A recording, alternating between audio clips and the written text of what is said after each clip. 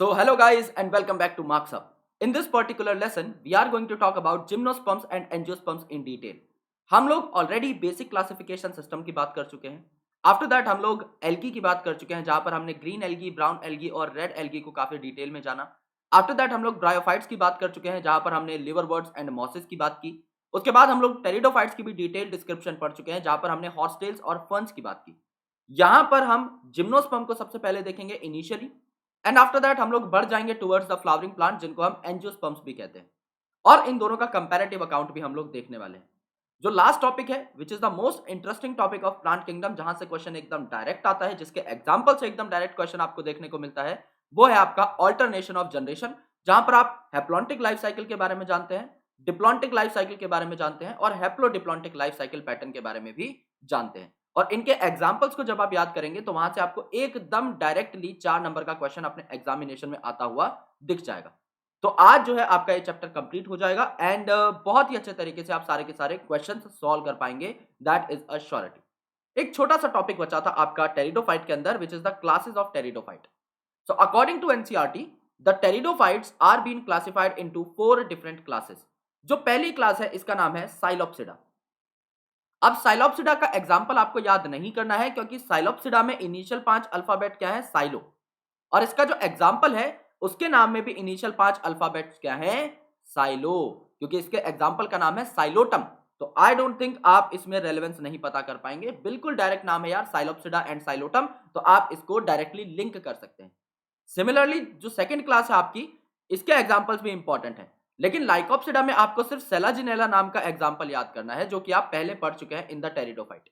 दूसरा एग्जाम्पल आपको याद नहीं करना है क्योंकि लाइको में इनिशियल जो 4 अल्फाबेट है वही इसके एग्जाम्पल में भी देखने को मिलेंगे, दैट इज लाइकोपोडियम. यानी लाइकोप्सिडा का एग्जाम्पल लाइकोपोडियम होगा, यह हम सुनते ही बता सकते हैं. थर्ड जो क्लास है इसका नाम होता है स्फेनोप्सिडा एंड इस स्फेनोप्सिडा का एग्जाम्पल क्या होगा, आपका इक्विसेटम. सो इस इक्विसेटम को जो है आपको ठीक तरीके से याद करना है. एंड जो चौथा आपका क्लास है दिस इज टेरोप्सिडा. अगर टेरोप्सिडा है तो टेरिस नाम आपको बहुत ज्यादा देखने को मिलेगा, जैसे ड्रायोप्टेरिस, तो PTER जो है ये आपको देखने को मिलेगा. PTER देखो यहाँ पर ड्रायोप्टेरिस में आपको देखने को मिल गया. जो आपका टेरिस है इसमें तो आपको पूरा का पूरा टेरिस नाम ही देखने को मिल गया. सिर्फ एडियांटम आपको याद करना होता है. तो मैं यहाँ पर लिख देता हूं आपको याद क्या क्या करना है. साइलोप्सिडा का एग्जांपल साइलोटम है, याद करने की कोई जरूरत नहीं है. लाइकोप्सिडा का एग्जांपल लाइकोपोडियम है, याद करने की जरूरत नहीं है. यहां पर आप सिर्फ सेलाजिनेला याद कर लीजिए. ओके, स्फेनोप्सिडा का एग्जांपल इक्विसेटम है, सिर्फ आप ये याद कर लीजिए. ओके, टेरोप्सिडा में टेरिस और ड्रायोप्टेरिस है, ये आपको याद करने की जरूरत नहीं है. सिर्फ एडियांटम आप लोग याद कर लीजिए. तो आपको सिर्फ ये 3 नाम यहां पर याद करने हैं. अदर देन दैट आपको कुछ भी याद नहीं करना है. आपको बस कोई पूछ ले कि सेलाजिनेला किस पर्टिकुलर क्लास ऑफ टेरिडोफाइट का मेंबर है, तो आपको पता होना चाहिए कि ये आपका लाइकोप्सिडा का मेंबर है. इक्विसेटम किस पर्टिकुलर क्लास का मेंबर है, तो आपको पता होना चाहिए कि ये स्फेनोप्सिडा का मेंबर है. That's it. इसके अलावा आपसे कोई भी भारी भरकम सवाल यहां से नहीं पूछा जाएगा. एनसीईआरटी की 2 लाइंस को अच्छे से यहां पर जो है इनके डायग्राम्स के साथ इलेबोरेट कर दिया गया है so that you can have a better grasp at all this kind of things. अब हमारा जो टॉपिक ऑफ कंसर्न है ये है जिम्नोस्पर्म्स, और यहां से हमारे एडवांस प्लांट्स की जो है शुरुआत हो जाती है. टेरिडोफाइट में हमने कुछ चीज पढ़ी थी और वो चीजें बहुत ही ज्यादा इंपॉर्टेंट थी. टेरिडोफाइट में हमने देखा था एक टर्म जो थी सीड हैबिट. यानी टेरिडोफाइट में आपको 2 अलग अलग तरीके के क्या देखने को मिले थे, स्पोर्स देखने को मिले थे, मेगास्पोर्स एंड माइक्रोस्पोर्स. तो ये जो 2 अलग अलग तरीके के स्पोर्स देखने वाली कंडीशन थी इसको हम हेट्रोस्पोरस कंडीशन बोल रहे थे, और ये हेट्रोस्पोरस कंडीशन आपकी सीड हैबिट को बढ़ावा दे रही थी. तो यहां पर जब आप जिम्नोस्पर्म्स को देखेंगे तो यहां पर आपके हेट्रोस्पोरस एकदम प्रचंड हो जाएंगे, बहुत ही ज्यादा मात्रा में आपको देखने को मिलेंगे. जैसे सिर्फ चुनिंदा टेरिडोफाइट के अंदर ही हेट्रोस्पोरस कंडीशन थी, जैसे कि सेलाजिनेला और साल्विनिया, जो कि आपके एग्जांपल के तौर पे पूछे भी जाते हैं नीट के अंदर. लेकिन जिम्नोस्पर्म्स में ज्यादातर प्लांट के अंदर हेट्रोस्पोरस कंडीशन ही देखने को मिलती है. तो इनके अंदर ये केस काफी कॉमन हो जाता है क्योंकि यहां पर आपके सीड का जो है ओरिजिन हो चुका है. तो टेरिडोफाइट के जो कुछ लास्ट ऑर्गेनिजम्स थे सबसे एडवांस, वहां पर सीड हैबिट की शुरुआत हो चुकी थी, लेकिन सीड्स आपको कहां पर देखने को मिले, जिम्नोस्पर्म्स में. इसीलिए इनके नाम को आप 2 अलग अलग टुकड़ों में तोड़ सकते हैं. जिम्नोस्पर्म्स में जिम्नो का मतलब होता है नेकेड यानी नंगे पुंगे, यानी इनके ऊपर जो है कोई भी सीड कोट या सीड वॉल नहीं होगी। एंड स्पर्म्स का मतलब होता है स्पर्मा यानी सीड, यानी जिम्नो का मतलब क्या है, जिम्नो का मतलब है नेकेड यानी इनके ऊपर कोई आउटर कोट नहीं है, कोई भी सीड कोट नहीं है। एंड स्पर्मा का मतलब क्या होता है, सीड, यानी इनको आप क्या कह सकते हो, these are the plants which are having naked seed. और एनजीओ का मतलब इससे जस्ट उल्टा होता है, एनजीओ का मतलब होता है कवर्ड सीड्स, यानी वहां पर आपको सीड कोट देखने को मिलेगा, बहुत ही अच्छे तरीके से वहां पर आपको फ्रूट डेवलपमेंट भी होती हुई दिखाई दे जाएगी, जो कि सीड को क्या करता है, कोट करता है, राइट। तो जिम्नोस्पर्म्स के बारे में डिटेल यहां पर हम लोग स्टार्ट कर देते हैं। तो जिम्नोस्पर्म जैसा मैंने आपको बताया, इसके नाम में ही सब कुछ है। जिम्नो का मतलब होता है नेकेड और स्पर्मा का मतलब होता है सीड, यानी ये ऐसे प्लांट्स हैं जहां पर ओव्यूल्स जो है they are not enclosed by ovary wall and remain exposed before और आफ्टर फर्टिलाइजेशन। यानी फर्टिलाइजेशन होने से पहले भी सीड आपके नेकेड थे, यानी ओव्यूल्स आपके नेकेड थे, और यही ओव्यूल्स आगे चल के क्या बनते हैं, यही ओव्यूल्स आगे चल के आपका सीड बनाने की कोशिश करते हैं, तो वो भी आपके क्या होंगे, नेकेड होंगे। ओके, यानी यहां पर जो है ओव्यूल, इसके ऊपर कोई ओवरी वॉल नहीं होगी, और जो आपका सीड बनेगा ये मैच्योर होने के बाद, फर्टिलाइज होने के बाद, उसके ऊपर भी कोई पर्टिकुलर सीड कोट या सीड वॉल आपको देखने को नहीं मिलेगी।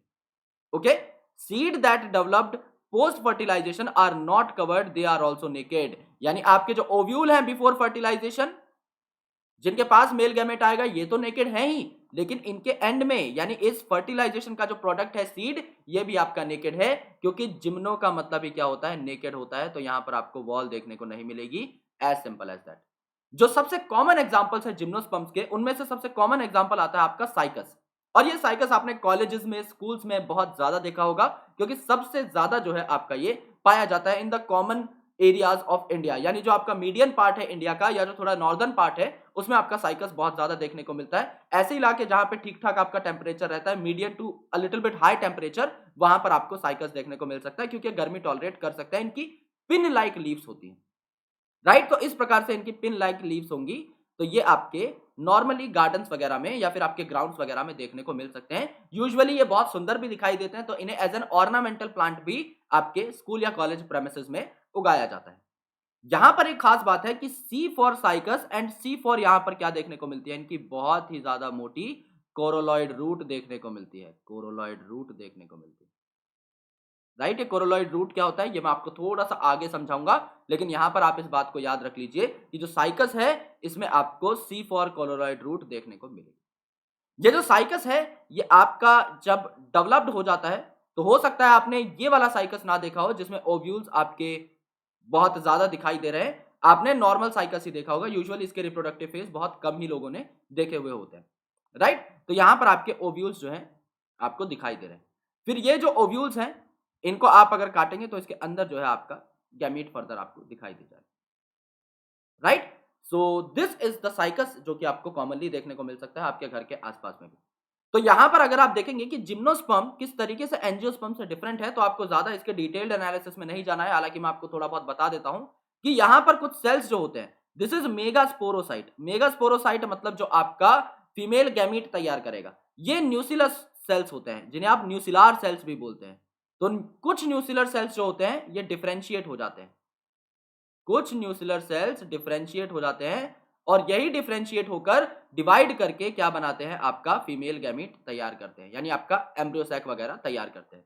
इसके चारों ओर कवर लगा रहता है, जिसे आप क्या बोलते हैं, इंटेग्यूमेंट, ओके, जिसे आप इंटेग्यूमेंट बोलते हैं। लेकिन यहां पर अगर आप देखेंगे तो कोई ओवरी वॉल नहीं है, नो ओवरी वॉल, यानी सीड कैसा हो गया या ओव्यूल कैसा हो गया, नंगा पुंगा हो गया। तो जिम्नोस्पर्म का ओव्यूल कैसा हुआ, कोई ओवरी वॉल इसके ऊपर नहीं है, तो ये आपका नेकेड हो गया। लेकिन अगर आप एंजियोस्पर्म के ओव्यूल को देखते हैं, तो एंजियोस्पर्म के ओव्यूल में न्यूसिलर सेल्स भी है, मेगास्पोरोसाइट्स भी हैं, और यहां पर आपके इंटेग्यूमेंट्स की तो एक एक्स्ट्रा लेयर है ही, लेकिन इसके साथ साथ ओवरी वॉल भी प्रेजेंट है। And just because of the presence of this ovary wall, ये किस में आ गया, एंजियो में आ गया। ये अब नेकेड नहीं है, it is not naked, right, it is not naked. So angiosperm और जिम्नोस्पर्म में ये फर्क होता है कि एंजियोस्पर्म का जो ओव्यूल है ये आपका कवर्ड होगा विद ओवरी वॉल, जबकि जिम्नोस्पर्म का जो ओव्यूल है ये ओवरी वॉल से कवर्ड नहीं होगा। एंड सिमिलरली इसके सीड भी नेकेड होंगे, एंड अल्टीमेटली इसके सीड भी क्या होंगे, इनके ऊपर भी आपको कवर देखने को मिलेगा। So this is a bit comparison, जिससे कि आपको आइडिया लग जाए कि इन दोनों को अलग अलग आपकी कैटेगरीज में क्यों रखा गया है, जिम्नोस्पर्म और एंजियोस्पर्म क्यों डिफरेंट है। दूसरा, यहां पर अगर आप जिम्नोस्पर्म्स को देखेंगे तो इनमें मीडियम साइज्ड ट्रीज भी हो सकते हैं, जैसे मैंने अभी थोड़ी देर पहले आपको दिखाया था साइकस। तो साइकस का प्लांट जो है, अगर आप उसे कभी देखेंगे, अगर वो जमीन से उगा हुआ है तो आपके घुटनों तक की उसकी हाइट हो सकती है, या फिर आपकी थाइस तक की, यानी नॉर्मल हाइट होती है इसकी 2 फीट 3 फीट के आसपास। तो आप जो है इसे मीडियम साइज्ड ट्री बोल सकते हैं, काइंड ऑफ, राइट। और यहां पर टॉल ट्रीज और श्रब्स भी आपके देखने को मिल सकते हैं, राइट, यानी कि झाड़ी जैसे भी दिख सकते हैं जैसे साइकस है, और बड़े बड़े ट्रीज भी हो सकते हैं जैसे कि आपका पाइनस है, सेड्रस है, एफेड्रा है, ये बड़े बड़े ट्रीज होते हैं।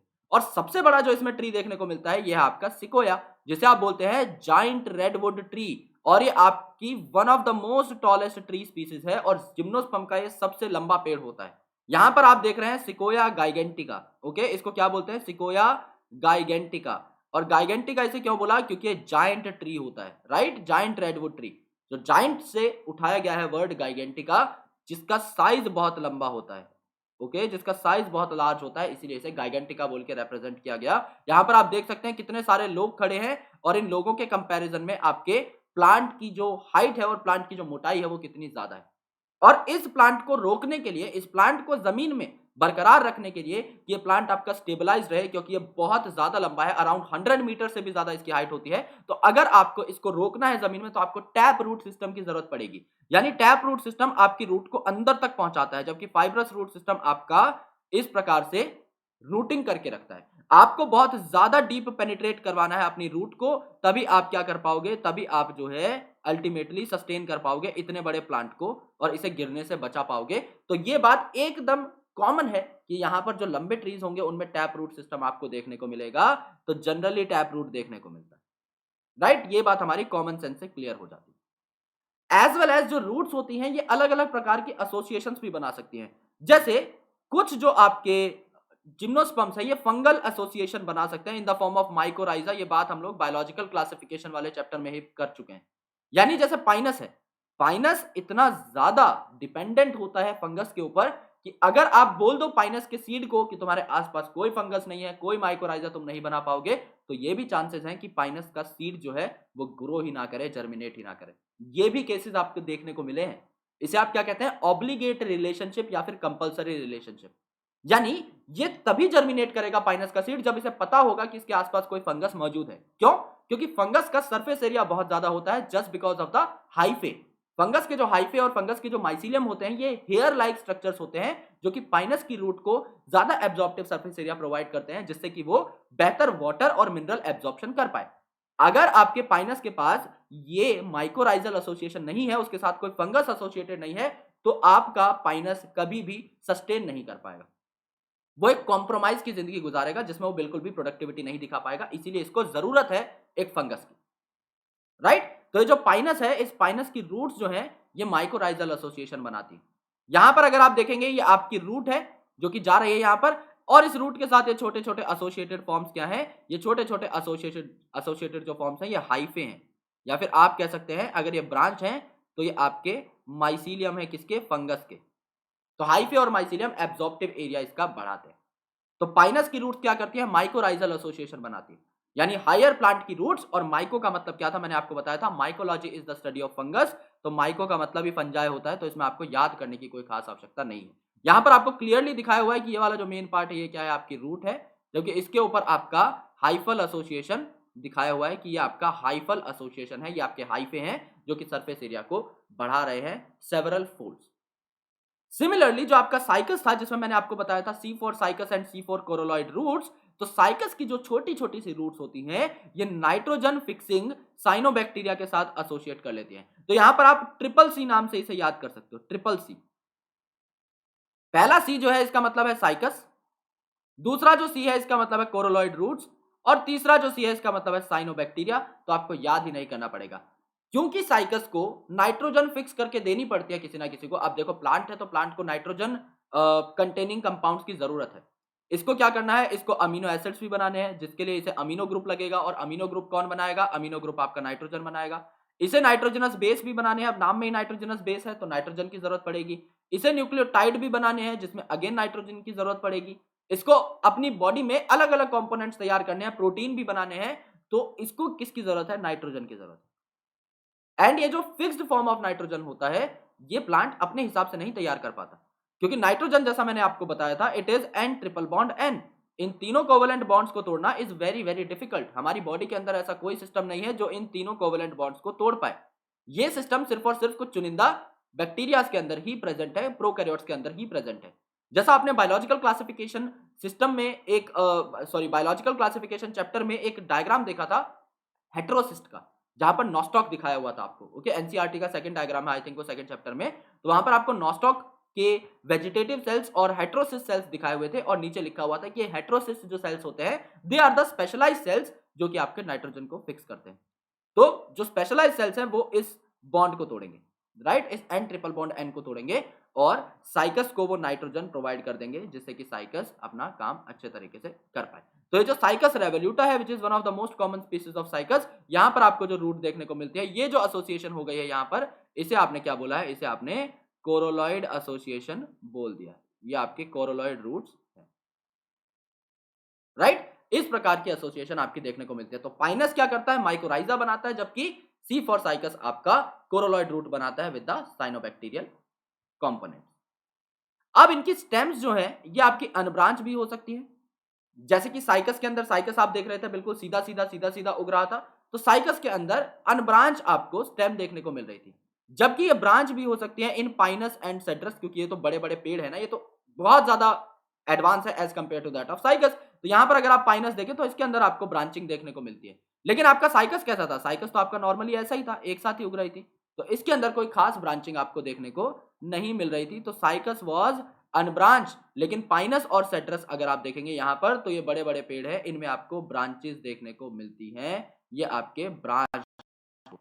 लीफ जो है ये आपकी सिंपल भी हो सकती है और कंपाउंड भी हो सकती है। अब सिंपल और कंपाउंड का क्या मतलब रहता है? सिंपल लीफ मतलब जो कटी फटी नहीं है, इस प्रकार से ये आपकी simple leaf.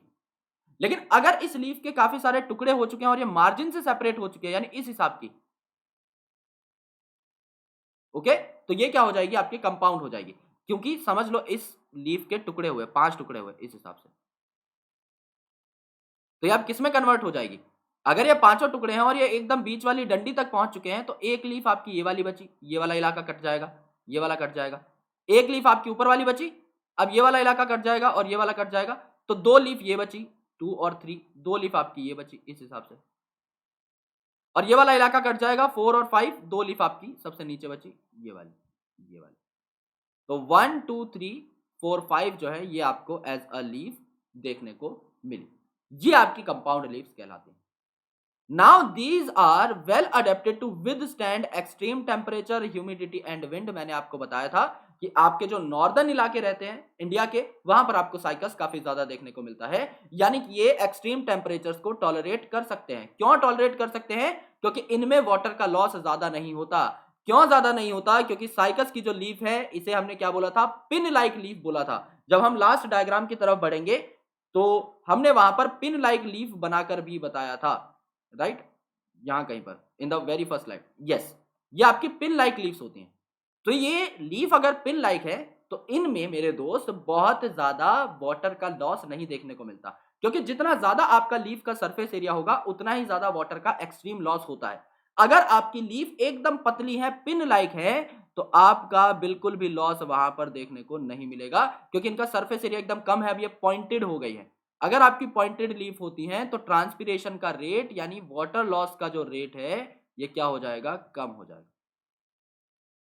Okay, and since ये अपने वाटर को बचा सकती हैं तो ये गर्म से गर्म इलाके में भी अच्छे से सरवाइव कर लेंगी। तो साइकस के अंदर जो पिन्नेट लीव्स थी यानी जो पिन लाइक लीव्स थी ये आपकी काफी सालों तक रहती है, जो कि इसको एक्सट्रीम टेम्परेचर से बचा कर रखती है। इन कॉनिफर्स, कॉनिफर्स मतलब कोन लाइक, तो इनका आप जब स्ट्रक्चर देखेंगे ये यूजुअली कोन लाइक रहते हैं। यहां पर क्लियरली दिखाई दे रहा है आपका सेड्रस के अंदर, तो इन्हें कॉनिफर प्लांट्स भी कहा जाता है। जैसे कि आपका पाइनस है, आपका सेड्रस है, which are shown over here, तो ये क्या है? आपका कोन लाइक कैनोपी दिखाता है। इनमें भी क्या है? निडल लाइक लीव्स होती है, जिससे सरफेस एरिया कम हो जाता है।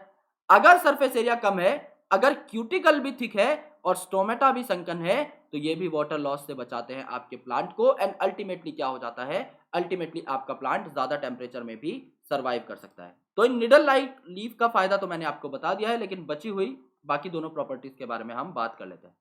तो क्यों ये हायर टेम्परेचर पे रह पाते हैं, इसके बेसिकली 2-3 रीजन हैं। पहला आपका इनके अंदर पिन्नेट लीव्स है। पिन्नेट लीव्स, पिन्नेट लीव्स होने का मतलब अगर आपकी लीफ ऐसी होती तो सरफेस एरिया इसका ज्यादा है, अगर सरफेस एरिया इसका ज्यादा तो ट्रांसपीरेशन रेट इसका ज्यादा। लेकिन अगर ये लीफ इस प्रकार की है तो इसका सरफेस एरिया है कम, सरफेस एरिया अगर कम है तो ट्रांसपीरेशन रेट भी कम है, तो वाटर का लॉस कम होगा, तो इसने पानी बचा लिया। और अगर ये पानी अपने अंदर ज्यादा से ज्यादा रख पा रहा है तो ये अपने आप को अंदर से ठंडा रखेगा, तो बाहर की गर्मी का इसके ऊपर प्रभाव कम पड़ेगा। दूसरी जो चीज है, यहां पर इन्होंने बोल दिया है thick cuticle. Thick cuticle, cuticle क्या है? क्यूटिकल एक वैक्सी लेयर है जो कि वाटर इम्परमिएबल होती है, यानी ये वाटर को पास नहीं होने देती। तो समझ लीजिए ग्रीन कलर की आपकी लीफ है, ओके, और इस लीफ के ऊपर क्या प्रेजेंट है? इस लीफ के ऊपर आपका एक वैक्स लाइक स्ट्रक्चर प्रेजेंट है, एक वैक्स लाइक स्ट्रक्चर प्रेजेंट है। ये वैक्स लाइक स्ट्रक्चर पानी को बाहर नहीं जाने देता, यानी ये जो वैक्स लाइक स्ट्रक्चर है ट्रांसपीरेशन के रेट को कम करता है। और जितना आप इस वैक्स लाइक स्ट्रक्चर को मोटा करेंगे उतना ही ट्रांसपीरेशन का रेट और कम होगा, उतना ही आप ज्यादा पानी बचा पाएंगे। तो जितना थिक आपका क्यूटिकल होता है उतना ही ट्रांसपीरेशन रेट कम होगा, उतना ही आप पानी ज्यादा बचा पाएंगे। ये एक थंब रूल है। तीसरी चीज हमने देखी संकन स्टोमेटा। संकन स्टोमेटा, अब आपकी दो लीव्स हैं लेट से, पहली वाली जो लीफ है उसके स्टोमेटाज हैं एक्सपोज्ड, यानी समझ लीजिए ये एक लीफ है और ये इस लीफ का आउटर सरफेस है जिसके ऊपर स्टोमेटा इस प्रकार से प्रेजेंट है, यानी बिल्कुल इसके सरफेस के ऊपर प्रेजेंट है। अगर इस लीफ के सरफेस के ऊपर एक्सपोज्ड स्टोमेटा है तो यहां से वाटर आपका चला जाएगा एंड अल्टीमेटली बाहर की साइड पहुंचेगा। यहां से स्टोमेटा से पानी आपका चला जाएगा, बाहर की साइड पहुंचेगा, यानी वाटर की इवेपोरेशन का रेट इंक्रीज हो जाएगा, ट्रांसपीरेशन का रेट ऑटोमेटिकली इंक्रीज हो जाएगा। That is something we all know about. But sunken stomata का मतलब क्या है? इन्हें आप डीप पिटेड स्टोमेटा भी कहते हैं, इन्हें आप डीप पिटेड स्टोमेटा भी कहते हैं, यानी ये डीप पिट्स के अंदर प्रेजेंट रहेंगे, बहुत ही ज्यादा अंदर प्रेजेंट रहेंगे। तो ये आपकी लीफ की सरफेस है। इस लीफ के सरफेस के अंदर काफी सारे सेल्स हैं जो लीफ के अंदर यूजुअली प्रेजेंट ही होते हैं, समझ लीजिए मीजोफिल सेल्स हैं। तो ये आपके समझ लीजिए मीजोफिल सेल हो गए, ओके, या फिर आपके एपिडर्मल सेल्स हो गए, कोई दिक्कत नहीं है उसमें। यहां पर इन मीजोफिल सेल्स के नीचे या फिर एपिडर्मल सेल्स के नीचे अंदर की साइड आपको स्टोमेटा देखने को मिलेंगे। तो क्या ये स्टोमेटा आपका ज्यादा पानी इवेपोरेट कर पाएंगे? नहीं, क्योंकि अब बीच में बाधाएं ज्यादा हैं। अब there are more hurdles just because of which these stomatas are not able to throw or evaporate more and more water with time. So ultimately what's happening over here is that there are some stomatas which are exposed, due to which the transpiration rate increases and ultimately the water loss also increases. And over here the transpiration rate decreases because the stomata is now deep pitted. अब stomata अंदर की side present है, बहुत सारे layers को cross करके पानी नहीं जा पाएगा।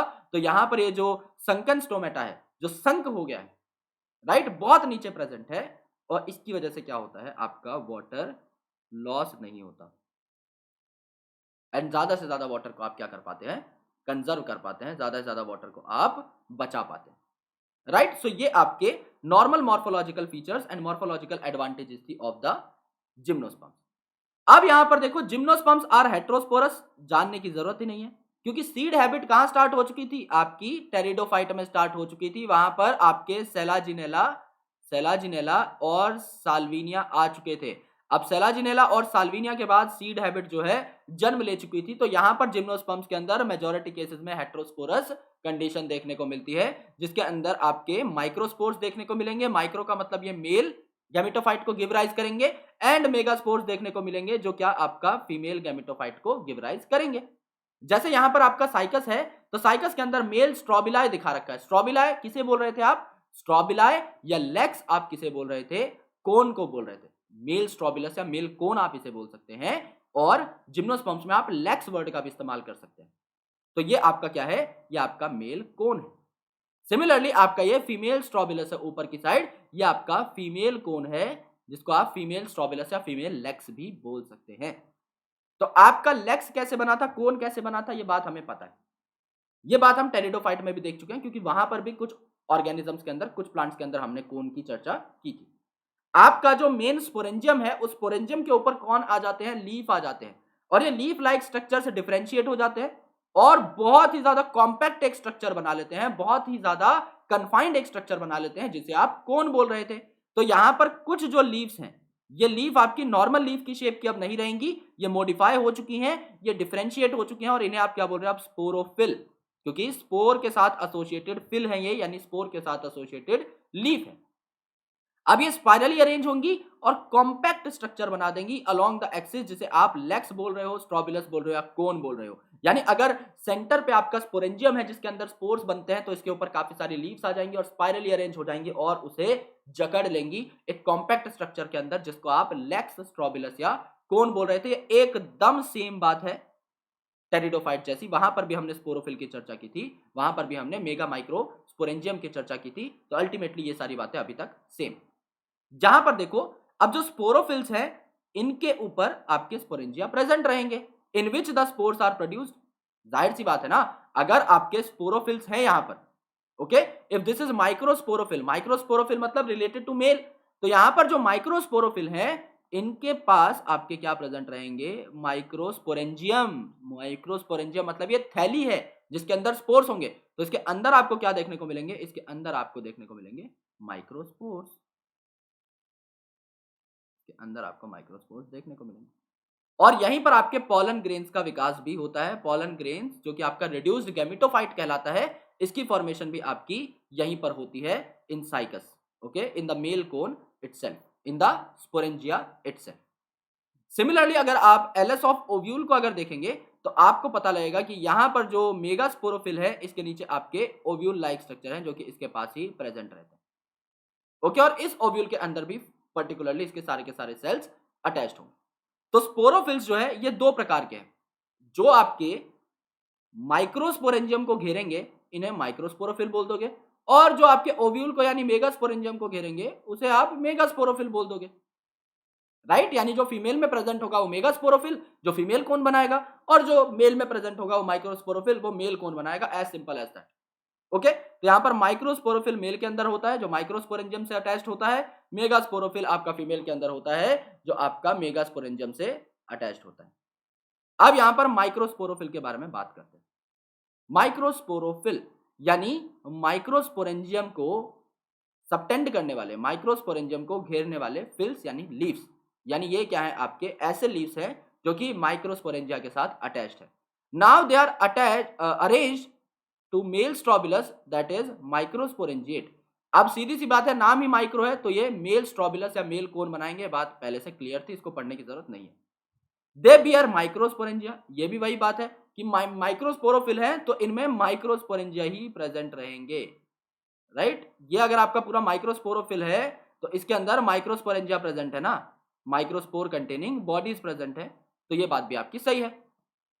Microspores develop into male gametophyte. अब आपका जो माइक्रोस्पोर है, देखो हैप्लॉइड स्पोर बनेगा यहां पर, ये जो आपका माइक्रोस्पोरेंजियम है इसके अंदर हैप्लॉइड स्पोर बनता है, और इस हैप्लॉइड स्पोर को आप क्या बोलोगे, माइक्रोस्पोर।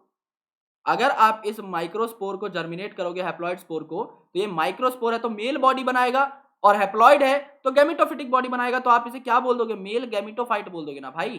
तो ये आपका स्पोर जो है ये मेल गैमेटोफाइट तैयार करता है, राइट। तो यहां पर क्या होगा, इट इज हाईली रिड्यूस्ड, क्योंकि आप बात कर रहे हो अब जिम्नोस्पर्म की। हमने ये देखा था कि आपके जो एल्गी हैं और आपके जो ब्रायोफाइट हैं, इनमें आपका क्या होता है, इनमें आपका गैमेटोफाइट ज्यादा डोमिनेंट रहता है, because they are haplontic in nature, इनकी लाइफ साइकिल हैप्लॉन्टिक होती है ज्यादातर, एज वेल एज इनके अंदर जो स्पोरोफाइट है ये रिड्यूस रहता है। लेकिन अब आप किस में आ चुके हैं, अब आप टेरिडोफाइट, जिम्नोस्पर्म, एंजियोस्पर्म के डिस्कशन में आ चुके हैं, और जिम्नोस्पर्म एंजियोस्पर्म तो बहुत ही ज्यादा एडवांस हैं। तो जिम्नोस्पर्म और एंजियोस्पर्म में क्या होगा मेरे दोस्त, यहां पर आपका स्पोरोफाइट डोमिनेंट होगा ना, गैमेटोफाइट रिड्यूस्ड होगा। वही बात यहां पर लिखी हुई है, यानी एनसीईआरटी में कोई कंफ्यूजन नहीं है। स्टूडेंट्स डर जाते हैं इन बातों से, लेकिन ये वही बेसिक कंसेप्ट है, वही बेसिक बात है जो अपने आप को बार बार दोहरा रही है। अगर आपने इस वाली लाइन को 4-5 बार पढ़ लिया है, जो कि मैंने आपको बता भी दी है, तो आपको अल्टीमेटली सारी चीजें याद करने की कोई जरूरत नहीं है, हम बेसिक एस्पेक्ट को लेकर ही चल रहे हैं। तो यहां पर क्या बोला कि गैमेटोफाइट रिड्यूस है, बिल्कुल रिड्यूस होगा, क्योंकि मेन कौन सा है यहां पर, plant body sporophytic, okay, and it is confined only to a limited number of cell क्योंकि इनकी ज्यादातर जो बॉडी होती है वो स्पोरोफिटिक होती है, तो गैमेटोफिटिक स्टेज आपके कुछ सेल्स में ही देखने को मिलती है। और ऐसे ही आपके गैमेटोफाइट को क्या बोलते हैं आप? Pollen grain.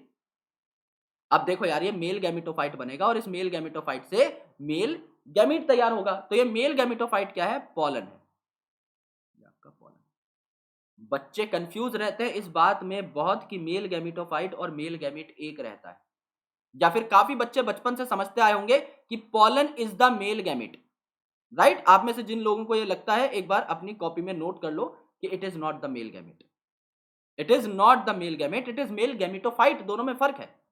Pollen grain male gamete नहीं है। आप बचपन से पढ़ते आए हो कि आपको फीमेल के पास पॉलन को भेजना रहता है, जिसको आप बोलते हो पॉलिनेशन प्रोसेस। ये बात बिल्कुल सही है, लेकिन इस पॉलन के अंदर दो गैमेट होते हैं। This pollen is not itself the gamete. इस पॉलन के अंदर दो गैमेट होते हैं। It contains two gametes but it is not itself the gamete.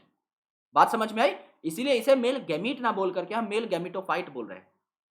तो जब आपका ये स्पोर जर्मिनेट होगा, जब ये आपका स्पोर जर्मिनेट किया तो इसने मेल गैमेटोफाइट बना लिया, जिसे आप क्या बोलते हैं? पॉलन। और ये पॉलन बस इतना ही बनेगा, राइट? और ज्यादा गैमेटोफिटिक सेल्स नहीं बनेंगे, क्योंकि इनकी बॉडी ज्यादातर स्पोरोफिटिक है, इन्हें गैमेटोफाइट के सेल्स को जमा नहीं करना है। तो एक बार जब ये पॉलन ग्रेन बना लेते हैं तो आपका इस पॉलन ग्रेन को रिलीज कर देते हैं, जिससे कि वो फीमेल बॉडी तक पहुंच जाए। अब पॉलन ग्रेन्स जो है they are developed within the microsporangia, यानी ऐसा नहीं है कि ये आपके अलग से जर्मिनेट करेंगे या फिर अलग से ओरिजिनेट होंगे। ये जो आपका माइक्रोस्पोरेंजिया है ना, इसके अंदर जो स्पोर है, इसको यहीं पे न्यूट्रिशन मिल जाएगा। ये यहीं पर क्या करेगा? आपका पॉलन ग्रेन में डेवलप होना स्टार्ट हो जाएगा। यानी ये जो स्पोर है जो आगे चल के मेल गैमेटोफाइट बनाता है, ये इसी स्पोरेंजियम के अंदर ही मेल गैमेटोफाइट बना लेगा। तो इसीलिए यहां पर पॉलन ग्रेन भी दिखाए हुए हैं। तो यहां पर ही आपके क्या थे? माइक्रोस्पोर थे, और यही माइक्रोस्पोर ने आपका क्या बना दिया? रिड्यूस्ड मेल गैमेटोफाइट, यानी आपका पॉलन ग्रेन बना दिया at the very same place only. ये वाली बात लिखने की है, ये वाली बात बहुत अच्छे तरीके से एनालाइज करने की है। ओके, इसीलिए जानबूझ के मैंने ये डायग्राम लिया है जिसमें पॉलन ग्रेन्स आपको स्पोरेंजियम के अंदर ही दिखा दिए जाए, क्योंकि एनसीईआरटी की लाइंस जब आप पढ़ते हैं विदाउट डायग्राम तो आप उसे कंसेप्चुअलाइज ठीक से नहीं कर पाते, राइट? अब देखो मेगास्पोरोफिल, अब वही सारी बातें, अगर मेगास्पोरोफिल है तो फीमेल स्ट्रोबिलस बनाएंगी, या फिर आपका फीमेल कोन बनाएंगी, या फीमेल लेक्स बनाएंगी, एक ही बात है। अब सीधी सी बात है, मेगास्पोरोफिल है तो फीमेल बॉडी पार्ट्स इनके साथ एसोसिएट होंगे, तो मेगास्पोरेंजियम इनके साथ एसोसिएट होगा, या फिर ओव्यूल इनके साथ एसोसिएट होगा। जैसे पॉलन ग्रेन एसोसिएटेड था विद द माइक्रोस्पोरेंजियम, ऐसे ही ओव्यूल एसोसिएट हो जाएगा विद मेगास्पोरेंजियम। अब इसको समझने की जरूरत नहीं है, सेम जो आपने मेल में सिस्टम देखा वही यहां पर भी आपको देखने को मिलता है। अब जो मेगास्पोरेंजियम है, यानी जो आपका मेन स्पोर कंटेनिंग बॉडी है फीमेल के अंदर, फीमेल कोन के अंदर, इसमें क्या क्या रहता है? इसमें आपका न्यूसिलस नाम का एक स्ट्रक्चर रहता है, and it is protected by envelopes. Okay, जिसको आप क्या कह रहे थे? इंटेग्यूमेंट्स कह रहे थे। यानी यहां पर आपने क्या देखा था? यहां पर आपका मेन सेल था जो कि आगे चल के ओव्यूल बनाएगा, देन आपके न्यूसिलार सेल्स थे, एंड इसके ऊपर एक इस प्रकार की कवरिंग थी जिसे आप क्या कह रहे थे? इंटेग्यूमेंट कह रहे थे, राइट? क्योंकि ओवरी बॉल तो यहां पर है नहीं, इंटेग्यूमेंट तक का डायग्राम मैंने आपको इनिशियली दिखा दिया था, जिससे कि आपको कंफ्यूजन ना हो। Let's get back to the diagram. Okay, थोड़ा सा टाइम लग जाएगा बट कोई टेंशन नहीं है, चीजों को समझा जाए तो बेटर है। अब यहां पर देखो, ये मेगास्पोरोसाइट है जो कि आपका मेगास्पोर बनाएगा। यहां पर ये न्यूसिलर सेल्स है जिनके कुछ सेल्स ने डिफरेंशिएट होकर मेगास्पोरोसाइट बनाया है, एंड इसके चारों ओर ये कवरिंग है जिसको आप इंटेग्यूमेंट बोलते हो। But it is not the main cover. आप ये मत सोचना कि सर आपने तो बोला था यहां पर नेकेड ओव्यूल होते हैं, आपने इंटेग्यूमेंट दिखा दिया है। इंटेग्यूमेंट आपका कोटिंग में नहीं गिना जाता दोस्त, ये प्रोटेक्टिव सेल की लेयर है। जो मेन लेयर जिसकी हम बात करते हैं प्रेजेंस और एब्सेंस की, दैट इज ओवरी वॉल। तो यहां पर आप बोलते हो कि ओवरी वॉल नहीं है, उस सेंस में इसे नेकेड बोला गया, राइट? तो यहां पर देखिए, ओके, यहां पर आपके जो माइक्रोस्पोरेंजियम है, यहां पर कुछ न्यूसिलर सेल्स भी होते हैं और इनके ऊपर एनवेलप भी होते हैं, जिन्हें आपने क्या बोल दिया? इंटेग्यूमेंट बोल दिया। अब मेगास्पोर मदर सेल कहां से बने? ये न्यूसिलर सेल से बनते हैं। मैंने आपको बताया था यहां पर जो न्यूसिलस के सेल हैं, इनमें से कुछ सेल्स आपके डिफरेंशिएट हो जाते हैं, मैच्योर हो जाते हैं, अल्टीमेटली ये मेगास्पोर मदर सेल बना लेते हैं। मेगास्पोर मदर सेल वो सेल है जो कि आगे चल के स्पोर बना सकता है, जिसके अंदर मियोसिस होगी। तो इस मेगास्पोर मदर सेल के अंदर मियोसिस होती है, इस सेल को हम लोग एमएमसी भी कहते हैं।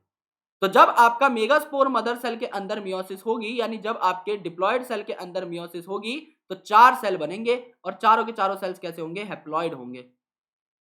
राइट। तो यहां पर one of the megaspore enclose within megasporangium और the nucellus develops into multicellular female gametophyte which bears two और मोर आर्किगोनिया।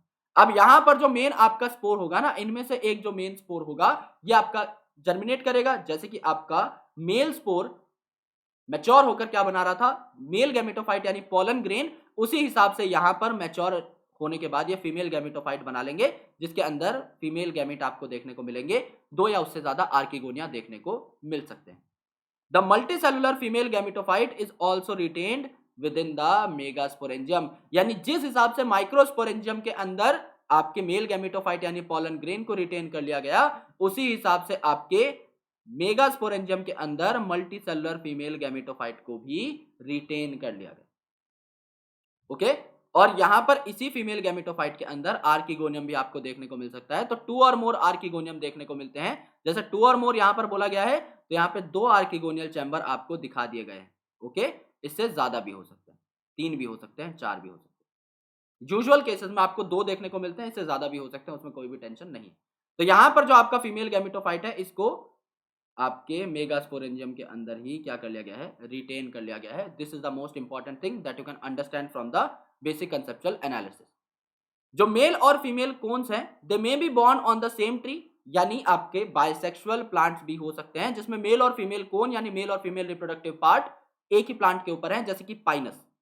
तो पाइनस के अंदर दोनों साथ देखने को मिलते हैं, लेकिन ये अलग अलग ट्रीज पर भी प्रेजेंट हो सकते हैं, जैसे कि आपका साइकस। तो साइकस को आप क्या बोल सकते हो, साइकस को आप डायोशियस बोल सकते हो या फिर यूनिसेलर बोल सकते हो, और पाइनस को आप क्या बोल सकते हो, मोनोइशियस बोल सकते हो या फिर आपका बाइसेक्सुअल बोल सकते हो। ओके, तो आपको यह भी याद रखना है कि पाइनस आपका ब्रांच था जबकि साइकस अनब्रांच था। पाइनस आपका क्या है, ये मेल और फीमेल कोन्स को साथ रखता है, जबकि साइकस जो है इसमें अलग अलग मेल और फीमेल ब्रांचेस, अलग अलग मेल और फीमेल ट्रीज आपको देखने को मिलते हैं। Now unlike bryophyte and pteridophyte, in gymnosperms the male and female gametophyte do not have an independent free living existence.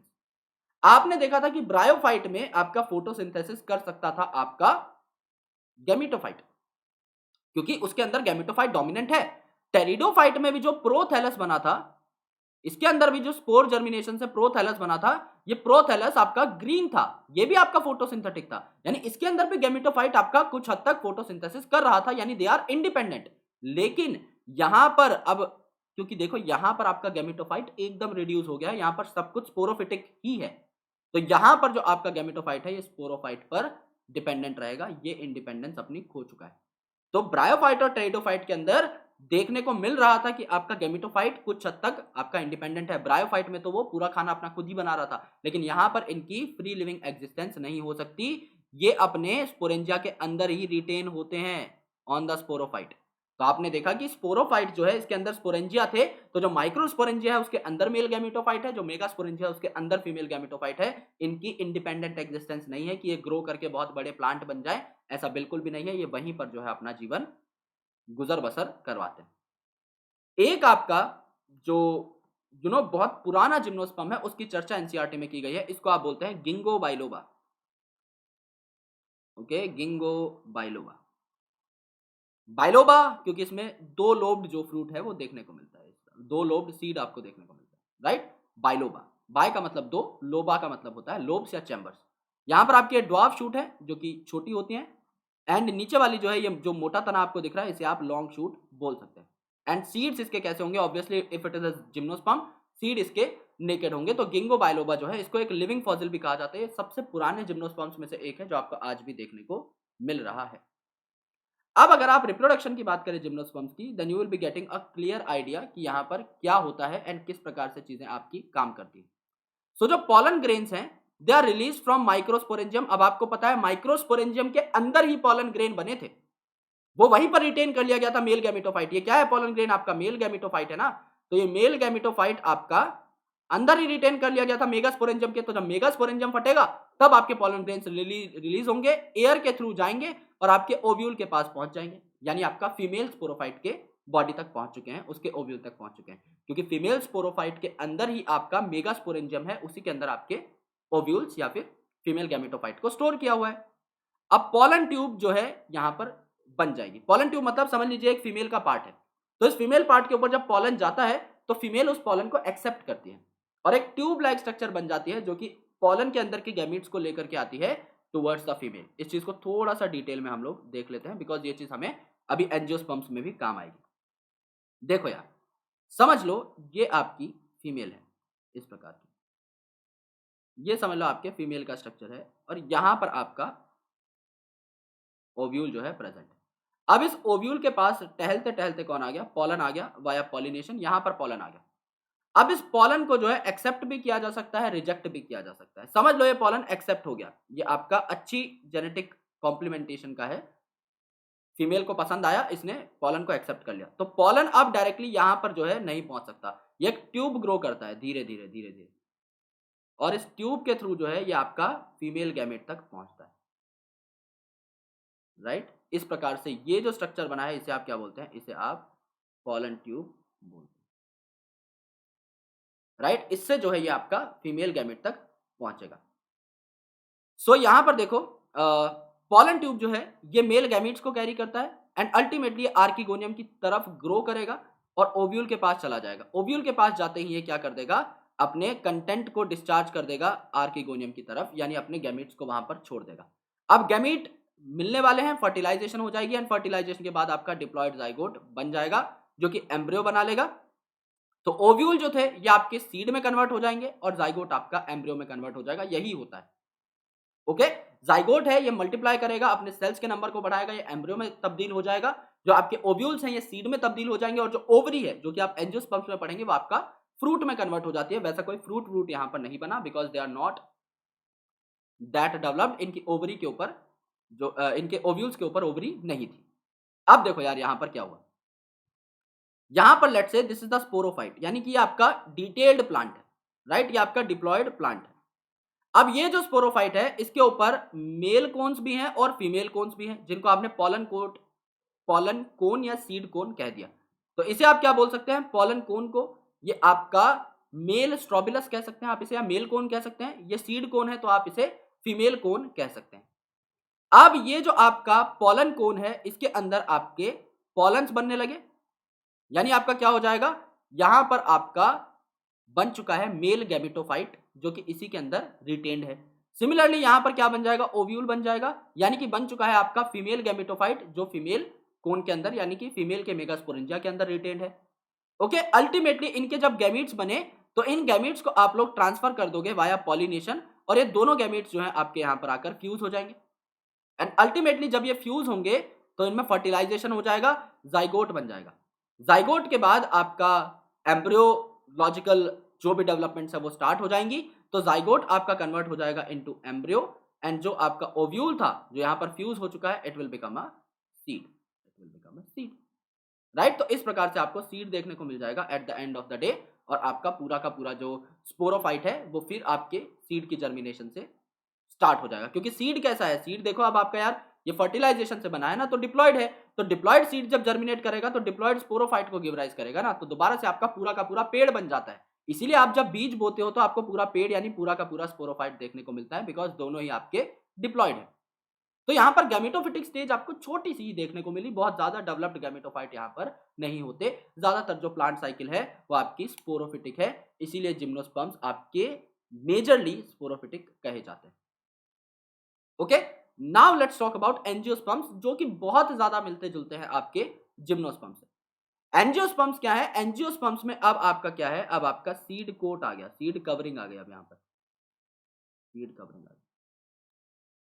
Okay, अभी तक आपने ओव्यूल के बारे में पढ़ा, अब आप ओवरी के बारे में भी जानेंगे। अभी तक आपने सिर्फ सीड बनाया ओव्यूल की फर्टिलाइजेशन के बाद, अब आप ओवरी की डेवलपमेंट देखेंगे कि वो फ्रूट भी बना सकती है।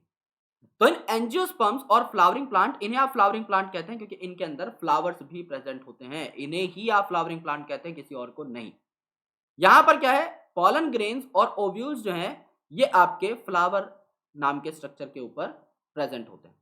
अगर मैं आपको एक फ्लावर का स्ट्रक्चर बताऊं तो फ्लावर का स्ट्रक्चर कैसा होता है आपका एक एंजियोस्पर्म के अंदर, वो हम जान लेते हैं। एक फ्लावर के अंदर चार मेजर पार्ट्स रहते हैं, एक फ्लावर के अंदर चार मेजर पार्ट्स रहते हैं जिन्हें आप दो कैटेगरी में बांटते हो। एक आपके असेंशियल होल्ड, एक आपके एसेंशियल होल्ड यानी जिनकी जरूरत है ही है, और एक आपके होते हैं एक्सेसरी होल्स जो कि साथ में प्रेजेंट होते हैं बस, जो प्राइमरी नहीं है, जो बहुत ज्यादा इंपॉर्टेंट नहीं। तो जो आपके रिप्रोडक्टिव होल्स होते हैं या एसेंशियल होल होते हैं, इनमें आपकी दो चीजें आती हैं, androecium androecium and gynoecium. Androecium, andro word आ रहा है यानी मेल से रिलेटेड है, एंड गाइनोशियम फीमेल से रिलेटेड है। ये आपके मेल और फीमेल सेक्स ऑर्गन है। एक्सेसरी होल में आपका कौन आता है, कैलिक्स और कोरोला। ओके, कैलिक्स और कोरोला। तो यहां पर जब आप एक फ्लावर का स्ट्रक्चर देखेंगे तो फ्लावर में सबसे ऊपर आपको क्या देखने को मिलता है, अगर आप एक कली का स्ट्रक्चर नोटिस करें तो कली में क्या होता है, कली में समझ लो ये गुलाब की एक कली है, तो अंदर से आपको इस प्रकार से रेड कलर का देखने को मिलेगा फ्लावर। लेकिन ये कली है तो इसके ऊपर क्या है, इसके ऊपर यानी इन रेड कलर की पेटल्स के ऊपर आपको पत्ते देखने को मिलेंगे।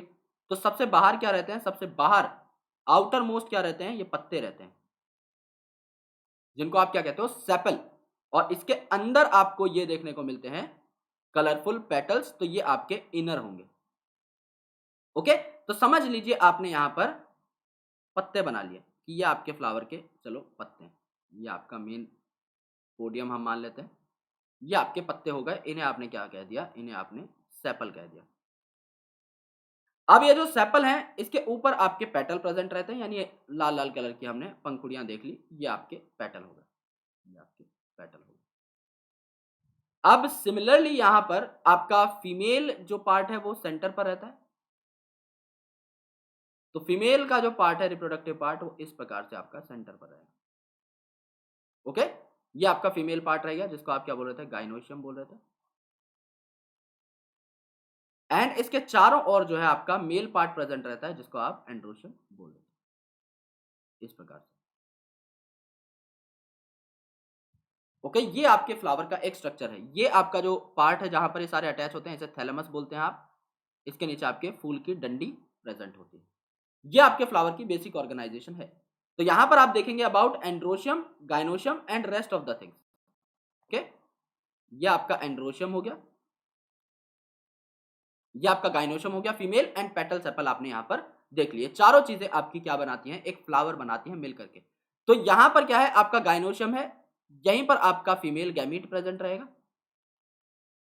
ओके, यहां कहीं पर, और ये आपका एंड्रोशियम है, यहीं पर आपका मेल गैमीट प्रेजेंट रहेगा, यानी मेल गैमीटोफाइट प्रेजेंट रहेगा यहां पर इस एंथर के अंदर। ओके, तो इसीलिए कहा गया है कि आपका फ्लावर के ऊपर ही, इसीलिए फ्लावर को रिप्रोडक्टिव स्ट्रक्चर या रिप्रोडक्टिव मार्वल कहा गया है आपके एंजियोस्पर्म्स का, क्योंकि एंजियोस्पर्म में जो भी आपके रिप्रोडक्टिव स्ट्रक्चर्स होते हैं, जो भी आपके सेक्स स्ट्रक्चर या सेक्स ऑर्गन्स रहते हैं, वो फ्लावर के ऊपर ही प्रेजेंट होते हैं।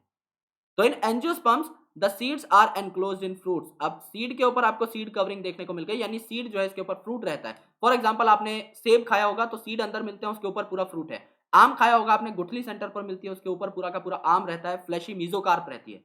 तरबूज आपने खाया होगा, अंदर बीज रहते हैं, बाहर आपका पूरा फ्रूट रहता है। तो फ्रूट क्या करता है, सीड्स को कवर करता है।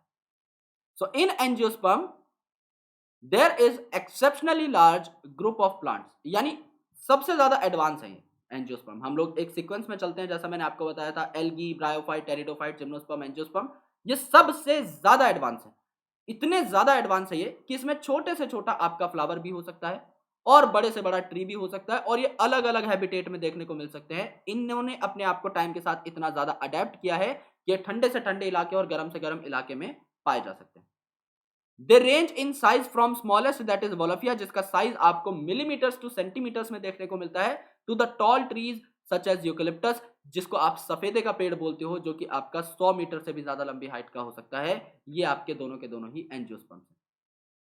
इनकी खास बात क्या है, दे प्रोवाइड अस फूड, क्योंकि जितने भी आप फ्लावरिंग प्लांट्स देखते हो, जितने भी आप क्रॉप्स देखते हो, वो सारे के सारे एंजियोस्पर्म्स ही हैं। चाहे आपका गेहूं हो, चाहे आपका आम हो, ये सारी चीजें हमें फूड प्रोवाइड करती हैं। दे प्रोवाइड अस फॉडर, यानी जानवर या कैटल्स जो खाती हैं, वो भी फॉडर हमें किससे मिलता है, एंजियोस्पर्म से मिलता है। फ्यूल, अलग अलग ऐसे प्लांट्स हैं जिनको आप एज अ फ्यूल इस्तेमाल कर सकते हो। मेडिसिन, काफी सारे मेडिसिनल प्लांट है। Several other commercially important products जो कि आपको मिलते हैं, काइंड ऑफ आपको हर प्रोडक्ट यहां पर देखने को मिल जाएगा। इन्हें दो क्लासेस में डिवाइड किया जाता है, डायकोटिलिडेंस एंड मोनोकोटिलिडेंस। किस बेसिस पर, इनके सीड में कितने कोटिलिडेंस हैं उस बेसिस पर। डायकॉट, नाम के अंदर घुस जाओ, डाई का मतलब होता है दो एंड कॉट का मतलब होता है कॉटिलिडन्स।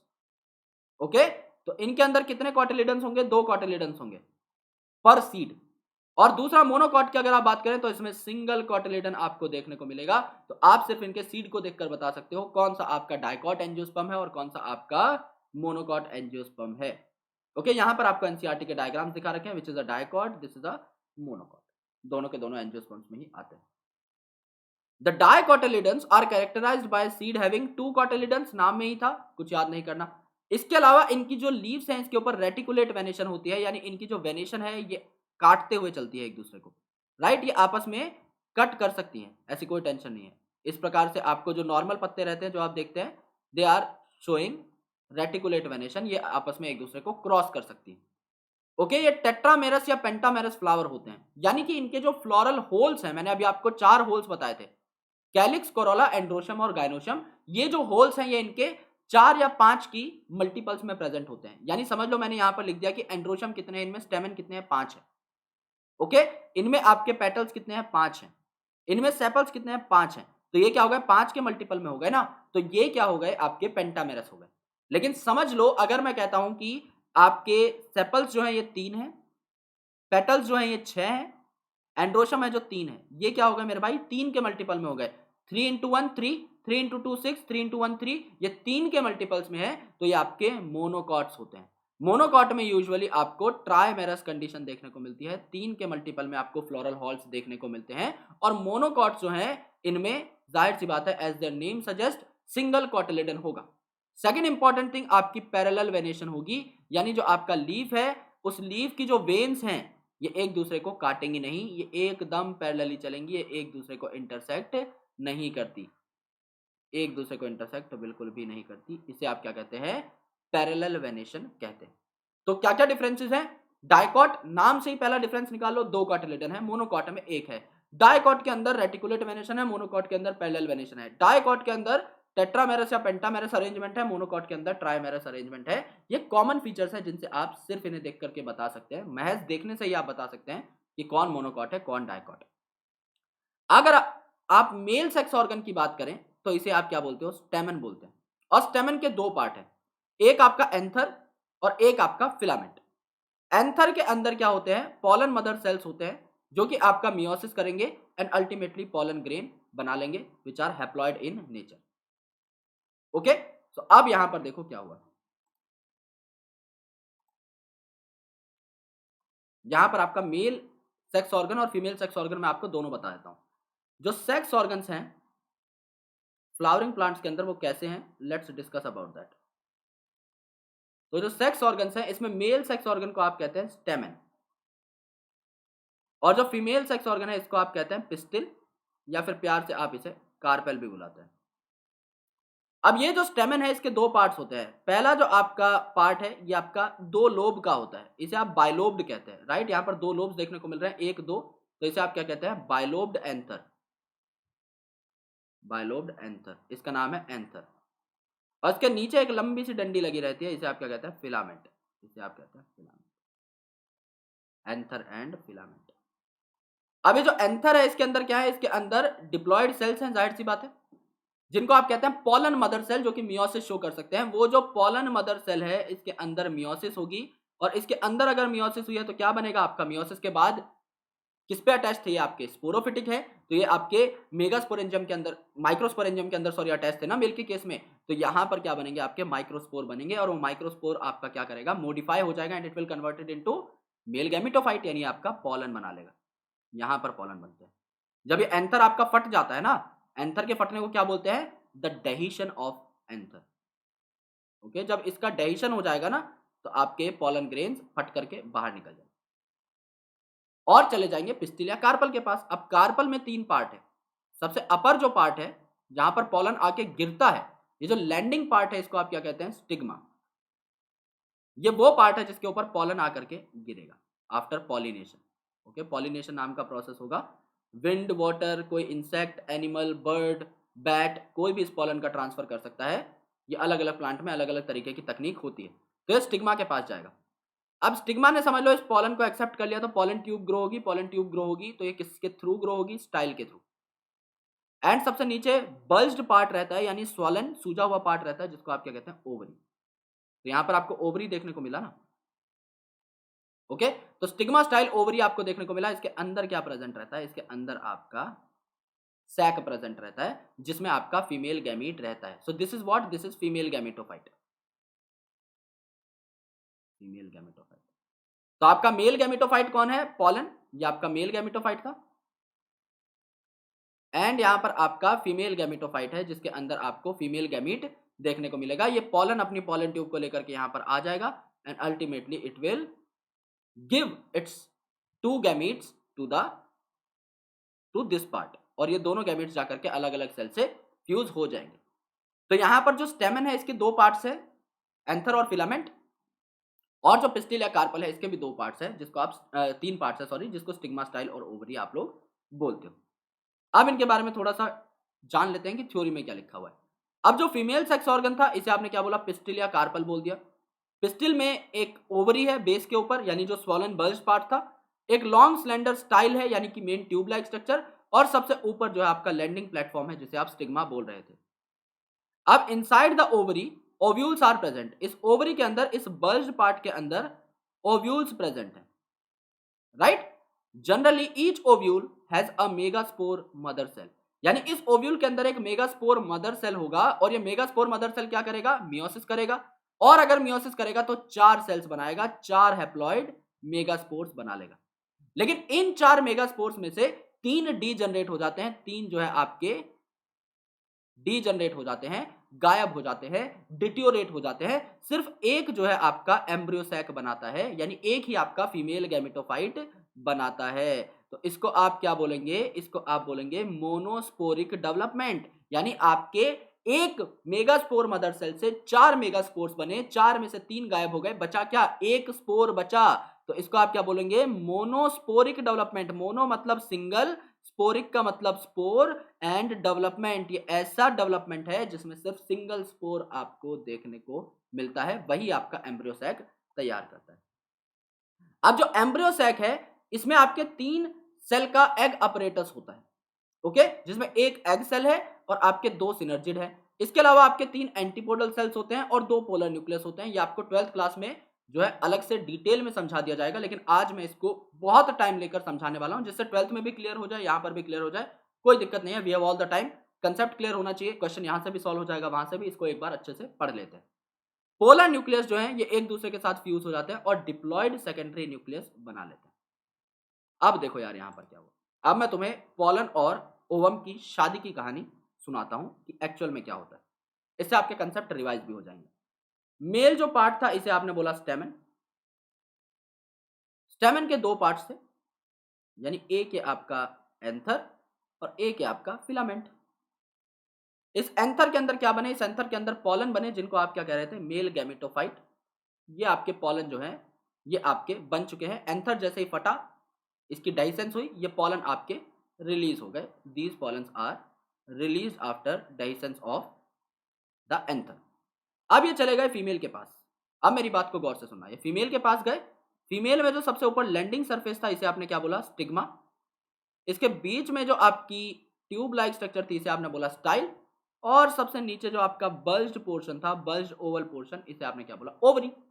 अब स्टिग्मा स्टाइल ओवरी आपके यहां पर प्रेजेंट हैं, तो ओवरी के अंदर क्या थे, ओव्यूल्स थे, और इसके अंदर ओव्यूल्स के जो सेल्स थे इन्होंने क्या करना स्टार्ट किया, मियोसिस करना स्टार्ट किया। तो जो आपका मेगास्पोर मदर सेल था, एक बात गौर से सुनो, ये आपका मेगास्पोर मदर सेल था। इस मेगास्पोर मदर सेल ने करी मियोसिस। और जब इसने मियोसिस करी तो 4 आपके क्या बने, 4 आपके मेगास्पोर बने, 4 आपके मेगास्पोर बने। इन 4 मेगास्पोर में से 3 हो गए डीजेनरेट, 3 हो गए डीजेनरेट, और एक आपका बचा, एक आपका बचा, यानी ये आपका आगे चल के क्या बनाएगा, फीमेल गैमेटोफाइट बनाएगा। अब ये एक जो स्पोर बचा है ये कैसा है मेरे दोस्त, ये कैसा है, ये हैप्लॉइड है, क्योंकि ये स्पोर है। स्पोर है तो हैप्लॉइड है, और एक ही सेल है इसके अंदर। तो ये आपका कुछ इस प्रकार का हमें दिखने लगा, जिसके अंदर आपका सिर्फ एक न्यूक्लियस था। अब इसके अंदर हुई फ्री न्यूक्लियर डिवीजन, यानी एक न्यूक्लियस से कितने न्यूक्लियस बने, 2 न्यूक्लियस बने, और ये दोनों न्यूक्लियस अलग अलग पोल्स के ऊपर चले गए, अपने अपने निर्धारित इलाकों पर चले गए। तो ये जो दोनों न्यूक्लियस थे, एक यहाँ चला गया, एक यहाँ चला गया, तो इसके अंदर कितने सेल्स हो गए? दो, दो न्यूक्लियस हो गए फिलहाल के लिए, सेल्स नहीं, क्योंकि फ्री न्यूक्लियर डिवीजन है, अब इनके ऊपर सेल वॉल नहीं आई है, तो दो न्यूक्लियस हो गए। अब ये दो न्यूक्लियस फिर डिवाइड करेंगे सेल डिवीजन, तो कितने बना लेंगे? 4 न्यूक्लियस बना लेंगे। फिर ये फिर से डिवाइड करेंगे, कितने बना लेंगे? आपके 4 से 8 बनेंगे ना, सीधा 8 न्यूक्लियस बना। यहां पर आपको 8 न्यूक्लियस देखने को मिल गए। ओके, अब देखो मेरे भाई, अब ये जो सारे के सारे 8 के 8 न्यूक्लियस थे, अपने आप को अरेंज कर लेते हैं इन अ स्पेसिफिक पैटर्न। और ये पैटर्न क्या है? ये पैटर्न ये है कि यहां पर आपके दो सेल्स हैं जिनका नाम है सिनर्जिड सेल, इनका नाम है सिनर्जिड सेल, सिनर्जिड सेल। और इनके सेंटर पे जो मेन एग है ये आपका प्रेजेंट है, ये आपका प्रेजेंट है। तो दो सिनर्जिड और एक एग, इनको मिलकर आप क्या बुलाते हो? इनको आप बुलाते हो एग अपरेटस। एग अपरेटस में क्या आया? दो सिनर्जिड और एक एग आ गया, तो 3 आपके सेल्स हो गए, इनके ऊपर सेल वॉल्स आ गई।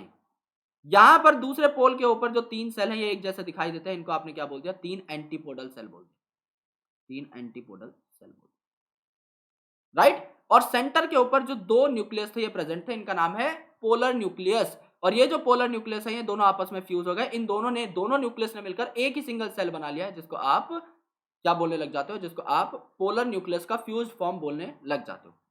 तो यहां पर आपके जो 8 न्यूक्लियस थे कुछ इस हिसाब से अरेंज हो गए कि 3 एक पोल पर चले गए और एंटीपोडल बना बैठे, 3 एक पोल पर चले गए जिसमें से एक एक्सेल था, 2 सिनर्जिड थे, और 2 आपके सेंटर के ऊपर थे जो कि फ्यूज हो गए, जो कि पोलर न्यूक्लियस कहला रहे थे। ये आपके 8 न्यूक्लियस की यहां पर ये स्थिति हो गई। इसी को हम यहां पर बना देते हैं। यहां पर आपके 2 सिनर्जिड बन गए, एक एक्सेल बन गया। ओके, यहां पर आपके 3 एंटीपोडल बन गए और यहां पर पोलर न्यूक्लियस जो थे इनका फ्यूज फॉर्म बन गया। अब यहां पर नाचते गाते हुए कौन आया? यहां पर नाचते गाते हुए आए पोलन बाबू। पोलन बाबू आए एकदम सेहरा पहन के, यहां पर आए और बोले मे आई कम इन। तो इन्होंने बोल दिया कि आओ भाई। तो इन्होंने एक पोलन ट्यूब ग्रो कर ली एंड ये इस इलाके से नीचे से जाते हैं एकदम, राइट, क्योंकि एग के पास जाना है ना इन्हें। पहले एग आपका नीचे की साइड प्रेजेंट है, ये वाला है ना एग, तो इसके पास जाना है। अब आपका जो ये पोलन ग्रेन था, इस पोलन ग्रेन के अंदर क्या था? इस पोलन के अंदर 2 गैमीट थे। ये कहने को तो एक पोलन है, लेकिन इस पोलन के अंदर 2 गैमीट्स है। ओके, इन 2 गैमीट्स को इसने रिलीज कर दिया। पहला गैमीट चला गया एग के पास। अगर आपका एग है, उसके पास एक मेल गैमीट आ गया है, तो क्या ये डिप्लॉयड जाइगोट बना लेंगे? बिल्कुल बना लेंगे। इन्होंने डिप्लॉयड जाइगोट बना लिया। इस फ्यूजन को आप क्या कहते हैं? फर्टिलाइजेशन कहते हैं। जहां जाइगोट बनता है इसे आप प्यार से सिनगैमी भी कह सकते हैं, सिनगैमी। तो एक तो आपका ये हुआ। दूसरा जो गैमीट था, अब एक गैमीट तो चला गया आपका एग के पास, दूसरा गैमीट चला गया इन पोलर न्यूक्लियस के पास। तो पोलर न्यूक्लियस पहले ही 2 न्यूक्लियस है फ्यूज, तो n+n पहले ही आपके पोलर न्यूक्लियस जो थे फ्यूज होकर डिप्लॉयड सेल बना चुके थे। इनके ऊपर एक और मेल गैमीट आ गया, तो इसे आप क्या कहते हैं? इसे आप कहते हैं ट्रिपल फ्यूजन। ट्रिपल फ्यूजन मतलब यहाँ पर 3 न्यूक्लियस हो गए ना मेरे दोस्त, 2 तो आपके पोलर न्यूक्लियस के और एक आपका मेल गैमीट का, इसे आप ट्रिपल फ्यूजन बोलते हैं। तो यहां पर क्या बनेगा? आपका ट्रिप्लॉइड स्ट्रक्चर बनेगा। ट्रिप्लॉइड स्ट्रक्चर को आप क्या कहते हैं? प्राइमरी एंडोस्पर्म न्यूक्लियस, जो कि ट्रिप्लॉइड होता है नेचर में। ये आगे चल के आपको नरिशमेंट प्रोवाइड करेगा, यानी इस प्लांट को नरिशमेंट प्रोवाइड करेगा, सीड ग्रोथ में हेल्प करेगा। तो इसे आपने ट्रिपल फ्यूजन बोला, इसे आपने सिनगैमी बोला, क्योंकि 2 अलग अलग प्रकार के फ्यूजन्स होते हैं, 2 अलग अलग प्रकार की फर्टिलाइजेशन होती है। तो एंजियोस्पर्म में इसे क्या बोल दिया जाता है? डबल फर्टिलाइजेशन बोल दिया जाता है, डबल फर्टिलाइजेशन बोल दिया जाता है। तो बात क्या हुई? बात ये हुई मेरे दोस्त कि आपका जो पोलन ग्रेन है, ये पोलन ग्रेन आपका चला गया 2 गैमेट्स को लेकर के फीमेल गैमेटोफाइट के पास।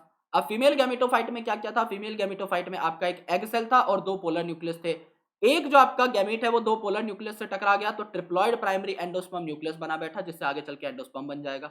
एंड जो दूसरा वाला था वो फीमेल गैमेट के साथ फ्यूज हो गया। मेल और फीमेल गैमेट की फ्यूजन होती है, हिसाब से सिनगैमी बोलते हैं, क्योंकि यहाँ पर 2 अलग अलग टाइप की फर्टिलाइजेशन हुई है, एक तो सिनगैमी और एक ट्रिपल फ्यूजन, इसीलिए इसे डबल फर्टिलाइजेशन बोल करके रिप्रेजेंट कर दिया गया। ये बात आपकी क्लियर हो जाती है। ये है आपका पोलन और आपके फीमेल गैमेटोफाइट के अंदर प्रेजेंट फीमेल गैमेट का मिलन।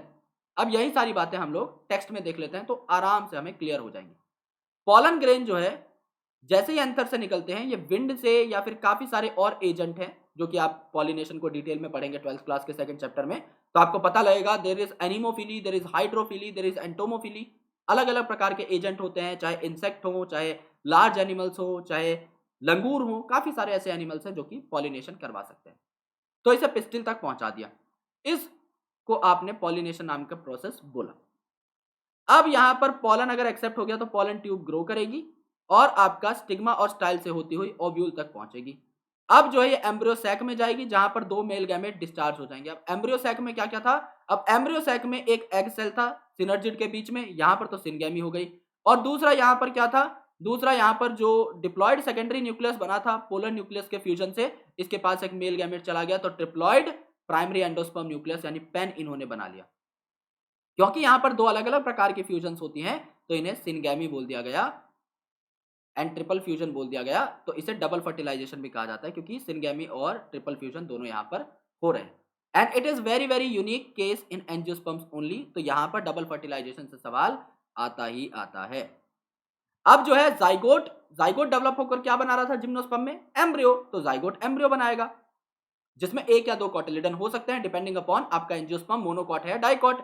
जो पेन था यानी प्राइमरी एंडोस्पर्म न्यूक्लियस से क्या बनाएगा? नाम में है ना प्राइमरी एंडोस्पर्म न्यूक्लियस, तो एंडोस्पर्म बना लेगा। ये आपका एंडोस्पर्म बना लेगा जो कि खाने पीना प्रोवाइड करता है आपके डेवलपिंग एम्ब्रियो को। अगर एम्ब्रियो डेवलप हो रहा है, बार बार सेल डिवीजन हो रही है, सेल्स का नंबर बढ़ रहा है, तो सेल डिवीजन के लिए एनर्जी भी तो चाहिए होती है। वो एनर्जी कौन देगा? एंडोस्पर्म देगा। तो इनिशियली प्लांट खुद पर ही रिलाय कर सकता है, ये अपने खाने पीने का सोर्स भी साथ लेकर चलता है। जो सिनर्जिड्स थे एग सेल के दोनों साइड और जो 3 एंटीपोडल्स थे दूसरे पोल के ऊपर, ये डीजनरेट हो जाते हैं क्योंकि फ्यूजन हो चुकी है, इनका अब कोई काम नहीं है। तो आफ्टर फर्टिलाइजेशन ये टाटा बाय बाय बोल के निकल जाते हैं। ओव्यूल्स आपके सीड में डेवलप हो रहे थे जस्ट लाइक जिम्नोस्पर्म्स, लेकिन ओवरीज जो है यहां पर ये किस में डेवलप हो जाएंगी? फ्रूट के अंदर। ये बात आपकी यूनिक है।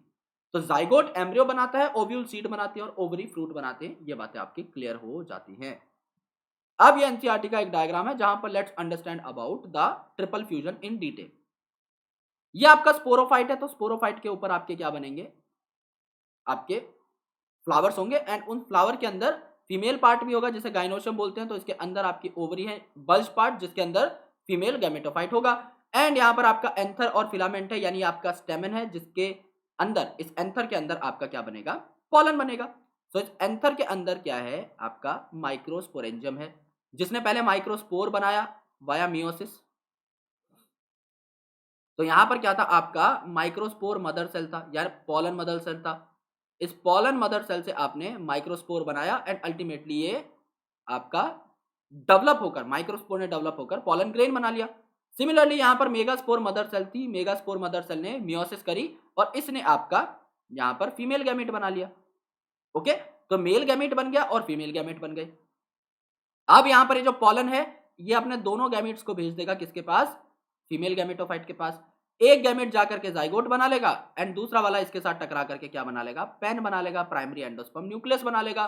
तो यहां पर क्या हुआ? आपका जाइगोट भी बना एंड आपका पेन भी बना, ट्रिप्लॉइड पेन भी बना।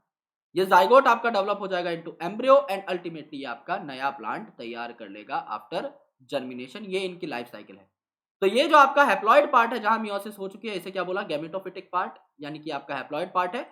एंड जहां पर आपकी फ्यूजन हो गई है यानी जाइगोट बनने से लेकर और आपका मियोसिस ना होने तक का पार्ट जो है इसे आप स्पोरोफाइट बोल चुके हो। ये हम काफी बार डिटेल में डिस्कस कर चुके हैं।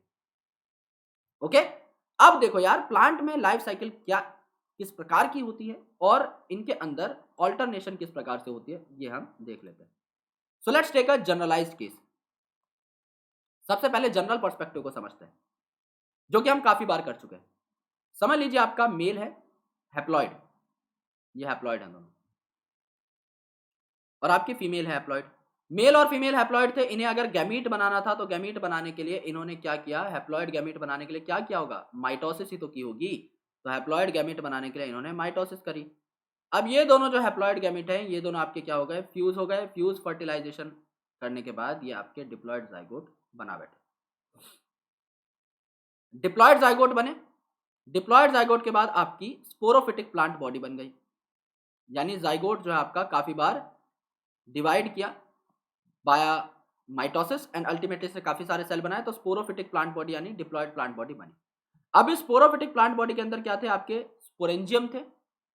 उन स्पोरेंजियम के अंदर क्या हुआ? आपका रिडक्शनल डिवीजन हुआ यानी मियोसिस हुई और अल्टीमेटली इन्होंने क्या बना लिया? हैप्लॉइड स्पोर बना लिया। ये हैप्लॉइड स्पोर फिर फर्दर जर्मिनेट करते हैं और आपका क्या बना लेते हैं? गैमेटोफिटिक प्लांट बॉडी बना लेते हैं। राइट, एंड ये आपकी गैमेटोफिटिक प्लांट बॉडी यानी हैप्लॉइड प्लांट बॉडी बनी है तो इस हैप्लॉइड प्लांट बॉडी के बाद अल्टीमेटली माइटोसिस से फिर गैमेट बनने लग जाएंगे एंड सो ऑन। आपको यहां पर याद क्या रखना है, अगर हैप्लॉइड से हैप्लॉइड सेल्स बन रहे हैं तो क्या हुई होगी, माइटोसिस हुई होगी। अब हैप्लॉइड से डिप्लॉइड बना है तो क्या हुई होगी, फर्टिलाइजेशन हुई होगी। ओके, फिर आपका डिप्लॉइड से डिप्लॉइड अगेन माइटोसिस, देन आपका डिप्लॉइड से haploid again meiosis, reductional division, and haploid से हैप्लॉइड आपकी अगेन माइटोसिस। इस प्रकार का चक्कर आपको देखने को मिले। तो जहां जहां भी आपका हैप्लॉइड केस है, यानी कि ये वाला, आपका ये वाला, आपका ये वाला, आपका ये वाला, इन सबको आप क्या बोलते हो, गैमेटोफिटिक यानी आपका हैप्लॉन्टिक फेज।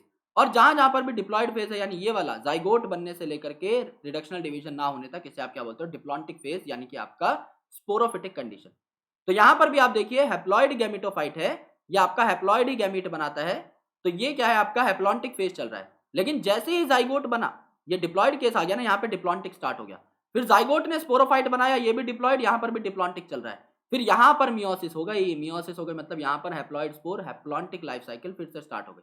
तो अगर मुझे इसे डिवाइड करना हो इनटू फेजेस, तो मैं क्या बोलूंगा, ये वाला जो पार्ट है यहां तक आपका डिप्लॉइड है और यहां तक आपका डिप्लॉइड है। तो हम क्या कह सकते हैं, ये वाला पार्ट आपका डिप्लॉइड है और ये वाला पार्ट आपका हैप्लॉइड है, राइट। तो यहां पर क्या है, आपकी हर ऑर्गेनिज्म के अंदर डिप्लॉन्टिक फेजेस भी देखने को मिलेंगे, क्योंकि जाइगोट तो बनेगा ही बनेगा, तो डिप्लॉन्टिक तो होना ही है। आपका हैप्लॉन्टिक फेज भी देखने को मिलेगा, क्योंकि अगर कोई डिप्लॉन्टिक ऑर्गेनिज्म है तो वो गैमीट बनाएगा और गैमीट आपके हैप्लॉन्टिक होंगे। यानी दोनों चीजें देखने को मिलती हैं सबके अंदर यूजुअली, लेकिन काफियों में ये दोनों इक्विवेलेंट होती हैं, कि आपका हैप्लॉन्टिक फेज भी अच्छा खासा है, डिप्लॉन्टिक भी। काफियों में डिप्लॉइड मेजॉरिटी में होता है, ये डोमिनेंट होता है। जैसे आपने टेरिडोफाइट, जिम्नोस्पर्म, एंजियोस्पर्म में देखा था कि डिप्लॉन्टिक ज्यादा था, जिम्नोस्पर्म और एंजियोस्पर्म में तो बहुत ही ज्यादा था, टेरिडोफाइट में थोड़ा सा कम था। और आपने देखा काफियों में हैप्लॉन्टिक बहुत ज्यादा रहता है। तो इन पैटर्न्स को आप लोग हम लोग समझने वाले हैं। So in plants both haploid and diploid cell can divide by mitosis. अगर आपका हैप्लॉइड सेल है तो माइटोसिस करके हैप्लॉइड प्लांट बॉडी बना लेगा, और अगर डिप्लॉइड सेल है तो माइटोसिस करके डिप्लॉइड प्लांट बॉडी बना लेगा। इसमें तो कोई रेस्ट्रिक्शन है ही नहीं। लेकिन क्या दोनों प्रकार के सेल मियोसिस कर सकते हैं? The answer is no. Diploid cell तो मियोसिस करके हैप्लॉइड बना लेगा, लेकिन हैप्लॉइड सेल में अगर मियोसिस कर दोगे तो n/2 कॉन्फ़िगरेशन देखने को मिलेगी, और ये पॉसिबल नहीं होता। यानी इसमें आधे क्रोमोसोम्स तो आपके आए ही नहीं, तो आधी कमांड आधी इंस्ट्रक्शन आपके पास नहीं है, आप जिंदा ही नहीं रह पाओगे। तो मियोसिस आपका हैप्लॉइड और डिप्लॉइड दोनों में नहीं होगा। ये आप नोट कर सकते हो कि हैप्लॉइड में मियोसिस नहीं होती, लेकिन आपका माइटोसिस दोनों में हो सकता है, राइट, क्योंकि सेम कॉन्फ़िगरेशन के आपको सेल देखने को मिलेंगे। This ability leads to the formation of different plant bodies, that is haploid and diploid. यानी समझ लो आपका हैप्लॉइड स्पोर था, वो जर्मिनेट किया, तो प्लांट बॉडी कैसी बनेगी? हैप्लॉइड। और समझ लो डिप्लॉइड जाइगोट आपका मैच्योर हो रहा है, तो बॉडी कैसी बनेगी? डिप्लॉइड, क्योंकि दोनों के दोनों ही माइटोसिस शो कर सकते हैं। तो आपकी बॉडी बनाने का जो जिम्मा है ये माइटोसिस के पास रहता है। आपकी बॉडी की जो सेल बढ़ाने का जिम्मा है ये हमेशा माइटोसिस के पास रहता है। आपने भी अपने जीवन की शुरुआत एक जाइगोट के तौर पे की थी। आज आपकी बॉडी में billions and trillions of cell हैं, वो सारे के सारे माइटोसिस से ही बने। Haploid plant body produces gamete by mitosis, क्योंकि अब देखो हैप्लॉइड प्लांट बॉडी तो ये भी हैप्लॉइड है और गैमीट भी हैप्लॉइड है, तो माइटोसिस से ही बनेंगे, मियोसिस तो हो नहीं सकती। This plant body represents gametophyte, यानी जो गैमीट बनाता है haploid gamete, that is gametophyte, haploid है। फॉलोइंग फर्टिलाइजेशन, यानी जब मेल और फीमेल गैमीट पास पास आए तो जाइगोट बना, और ये जाइगोट भी माइटोसिस से डिवाइड करता है, यानी अब डिप्लॉइड सेल्स काफी सारे हो गए, तो आपका डिप्लॉइड स्पोरोफिटिक प्लांट बॉडी आपको देखने को मिली। Haploid spores are produced by plant body by meiosis. अब आपकी जो डिप्लॉन्टिक प्लांट बॉडी है, ये जो आपका स्पोरोफाइट है, इसके अंदर आप क्या करेंगे? इसके अंदर आप मियोसिस करेंगे ना, तब जाके आपका हैप्लॉइड स्पोर बन जाएगा, और ये हैप्लॉइड स्पोर दोबारा से जर्मिनेट करेगा to give rise to gametophytic plant body. तो यहां पर क्या होगा, ये आपके माइटोसिस से दोबारा से आपके डिवाइड करेंगे और हैप्लॉइड प्लांट बॉडी बना लेंगे, गैमेटोफिटिक प्लांट बॉडी बना लेंगे। इसी प्रकार से साइकिल चलती रहती है।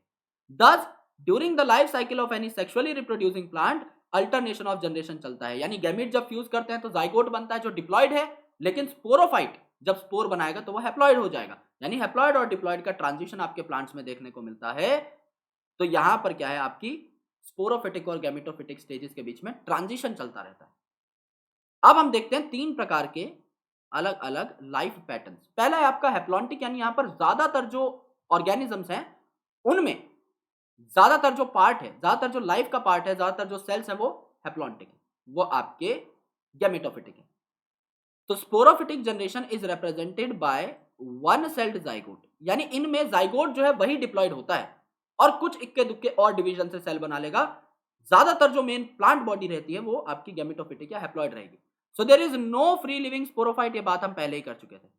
क्योंकि इनकी बॉडी में गैमेटोफाइट डोमिनेंट है, ये हैप्लॉन्टिक है, तो स्पोरोफाइट फ्री लिविंग नहीं रहता, ये आपका फोटोसिंथेटिक गैमेटोफाइट पर डिपेंड करता है। ये बात हम लोगों ने ब्रायोफाइट में देख ली थी जब हमने फ्यूनेरिया का स्ट्रक्चर पढ़ा था।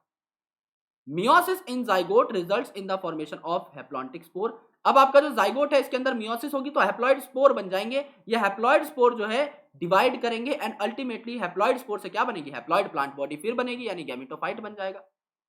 गैमेटोफाइट क्योंकि यहां पर डोमिनेंट है, हैप्लॉन्टिक प्लांट बॉडी है, तो आपका गैमेटोफाइट डोमिनेंट होता है, फोटोसिंथेटिक होता है और फ्री लिविंग होता है, इसे स्पोरोफाइट की कोई खास जरूरत नहीं होती। तो यहां पर क्या हुआ, हैप्लॉन्टिक लाइफ साइकिल थी तो गैमेटोफाइट आपका डोमिनेंट है, फ्री लिविंग है, फोटोसिंथेटिक है, जबकि स्पोरोफाइट आपका रिड्यूस्ड, सिर्फ कुछ चुनिंदा सेल्स जैसे कि जाइगोट ही स्पोरोफिटिक फेज दिखाते हैं। So this kind of life cycle is termed as haplontic, जहां पर ज्यादातर फेज आपके हैप्लॉन्टिक। ज्यादातर जो ग्रीन एल्गी हैं, ओके, जिनकी ट्रिक मैंने आपको बता दी थी, क्लासिकार एसयूवी, ज्यादातर जो ये ग्रीन एल्गी हैं ये आपके क्या शो करते हैं, इस प्रकार का पैटर्न शो करते हैं। जैसे कि आपका क्लासिक आर एसयूवी में क्या था, क्लासिक आर एसयूवी में क्ला का मतलब क्या था, क्लेमाइडोमोनास। कार का मतलब क्या था, कार का मतलब था कारा। एंड एसयूवी का मतलब क्या था, एस का मतलब था स्पायरोगायरा। यू का मतलब क्या था, यूलोथ्रिक्स। एंड वी का मतलब क्या था, बॉल बॉक्स। तो इनमें से ज्यादातर जैसे कि आपका बॉल बॉक्स है, स्पायरोगायरा है, क्लेमाइडोमोनास है, ये आपका हैप्लॉन्टिक पैटर्न दिखाते हैं। यानी एनसीईआरटी के हिसाब से लगभग जितने भी ग्रीन एल्गीज हैं सारे आपके हैप्लॉन्टिक पैटर्न दिखाते हैं। देयर आर सम एक्सेप्शंस, वो एक्सेप्शंस मैं आपको आगे बता दूंगा। तो यहां पर देखो सिर्फ जाइगोट बना, सिर्फ ये आपका डिप्लॉयड है, जाइगोट बनते ही मियोसिस हो जाती है। कुछ सेल्स आपके बन सकते हैं इन सम ऑफ द केसेस, वरना मियोसिस हो जाएगी। स्पोर बना जो कि हैप्लॉयड था, फिर इसने खूब सारी माइटोसिस करी और गैमेटोफिटिक प्लांट बॉडी बना ली। फिर गैमेटोफिटिक प्लांट बॉडी ने आपका गैमेटोजेनेसिस किया माइटोसिस से, फिर जब ये गैमेट फ्यूज होते हैं सिर्फ तब जाके आपका डिप्लॉयड जाइगोट बना। तो एक बहुत छोटा सा पार्ट आपका डिप्लॉयड, जबकि ज्यादातर जो आपका पार्ट है ये आपका हैप्लॉयड है, इसीलिए इसे क्या बोला गया, इसीलिए इसे हैप्लॉन्टिक लाइफ साइकिल बोला गया। आगे बढ़ते हैं, बात करते हैं डिप्लॉन्टिक लाइफ साइकिल की। अब यहां पर उल्टा हो जाएगा, यहां पर ज्यादातर फेजेस आपके डिप्लॉन्टिक हैं, यानी आपका जाइगोट बना, फिर इस जाइगोट ने बहुत ज्यादा डिवीजन करी। पिछले केस में ये फटाक से मियोसिस शो कर रहा था और स्पोर बना ले रहा था, इस बार इसने पूरी की पूरी प्लांट बॉडी तैयार कर दी। और इस स्पोरोफाइट में भी बहुत देर में जाकर के क्या होता है, आपका मियोसिस होता है, जिसके बाद आपके हैप्लॉइड स्पोर्स वगैरह बनते हैं। ओके, और उन स्पोर्स के जर्मिनेशन के बाद जो आपका प्लांट बॉडी बनती है गैमेटोफिटिक, उनके अंदर भी गैमीट आपके हैप्लॉइड होते हैं, वो फटाक से आपका सिंगैमी शो कर लेते हैं एंड दोबारा से जाइगोट बनाते हैं। यानी ज्यादातर पार्ट आपका डिप्लॉन्टिक है और सिर्फ कुछ चुनिंदा part he haplontic. Okay, on the other extreme, यानी हैप्लॉन्टिक का उल्टा, यहां पर डिप्लॉयड स्पोरोफाइट डोमिनेंट है, क्योंकि नाम ही है डिप्लॉन्टिक तो ये स्पोरोफिटिक है, तो इनमें स्पोरोफाइट अब डोमिनेंट होगा। ओके, यही फोटोसिंथेटिक है और यही इंडिपेंडेंट है, जबकि गैमेटोफाइट जो है ये सिर्फ कुछ सेल्स ही आपके शो करेंगे। जैसे जिम्नोस्पर्म और एंजियोस्पर्म में अभी आपने देखा कि जो स्पोरोफाइट था उसका जो मेगास्पोरेंजियम था उसी के अंदर फीमेल गैमेटोफाइट बन रहा है, जो माइक्रोस्पोरेंजियम था उसी के अंदर ही आपका मेल गैमेटोफाइट बन रहा है। इतने ज्यादा डेवलप्ड है स्पोरोफाइट और इतना कम डेवलप्ड है गैमेटोफाइट इनके केस में, क्योंकि ये डिप्लॉन्टिक है। तो यहां पर this kind of cycle is termed as diplontic, इसे डिप्लॉन्टिक कहा जाता है। ज्यादातर आपके स्पोरोफिटिक ऑर्गेनिजम्स हैं। एंड एल्गा जैसे कि फ्यूकस है, ये भी रिप्रेजेंट करता है इस पैटर्न को। In addition all seed bearing plants, यानी चाहे जिम्नोस्पर्म हो चाहे एंजियोस्पर्म हो, ये आपके कैसे होते हैं, ये आपके डिप्लॉन्टिक होते हैं।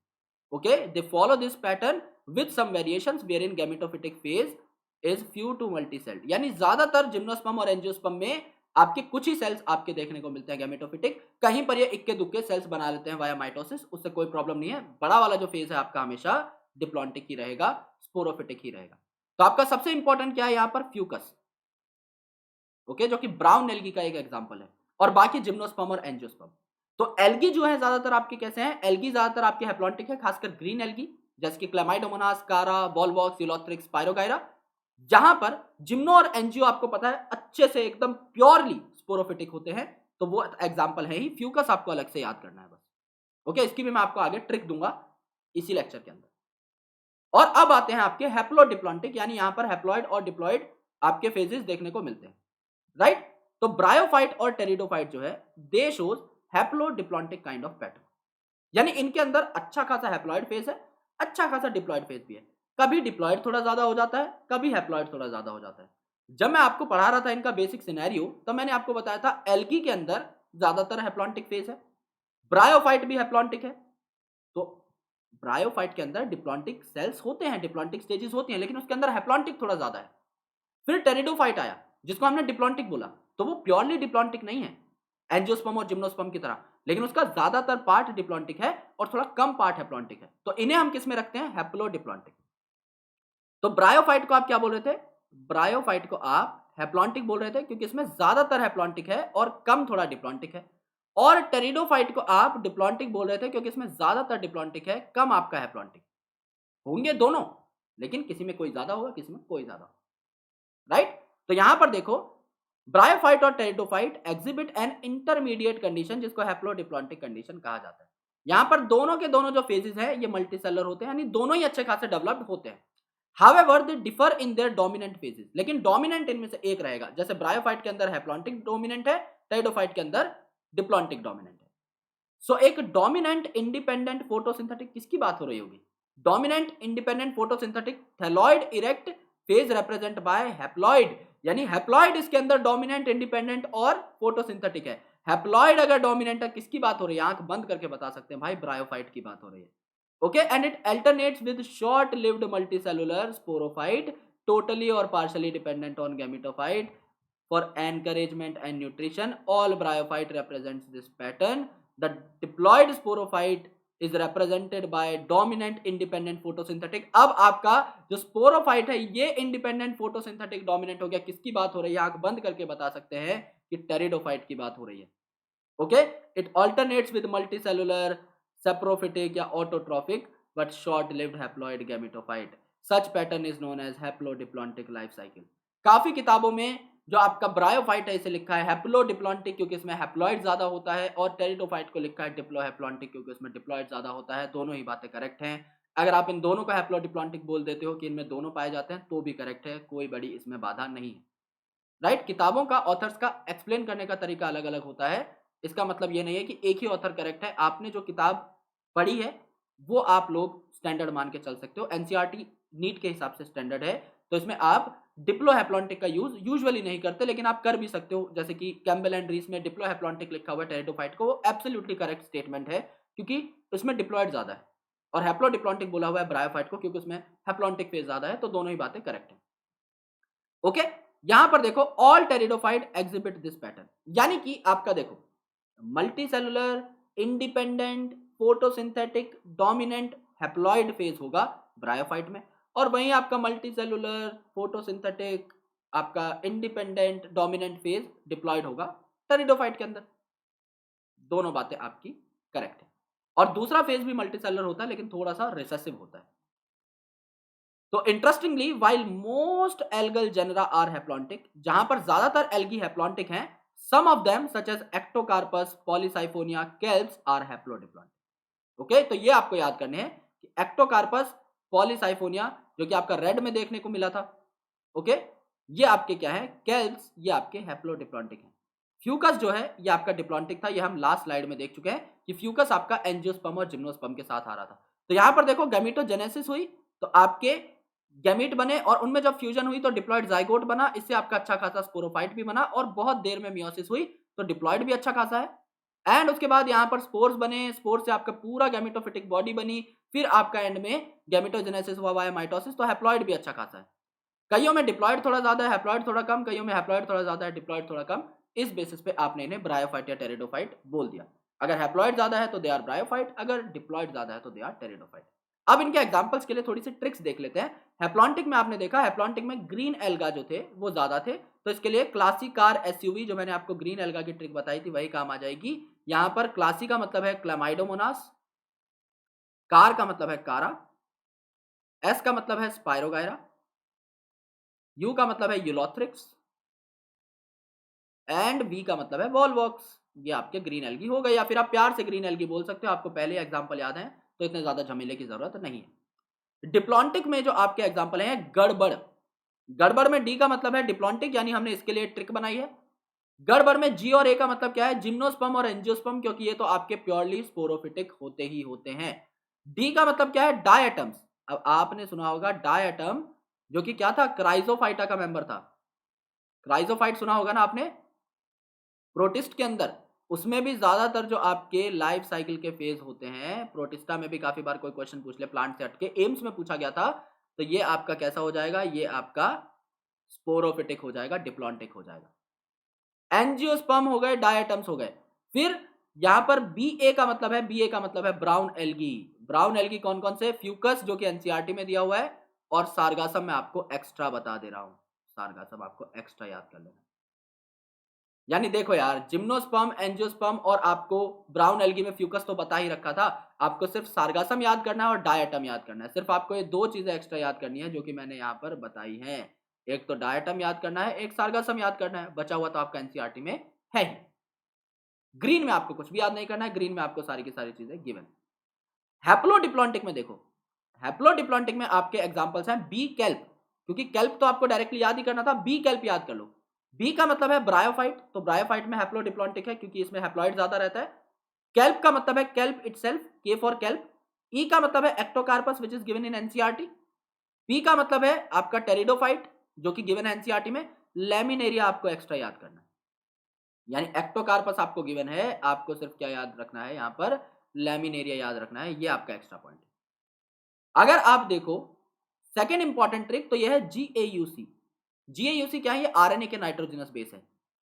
डीएनए में क्या पाया जाता है, एटीजीसी, जबकि आपका आरएनए में क्या पाया जाता है, एयूजीसी। तो ये एयूजीसी जो है ये मैंने यहां पर लिख दिया है घुमा करके जीएयूसी की फॉर्म में।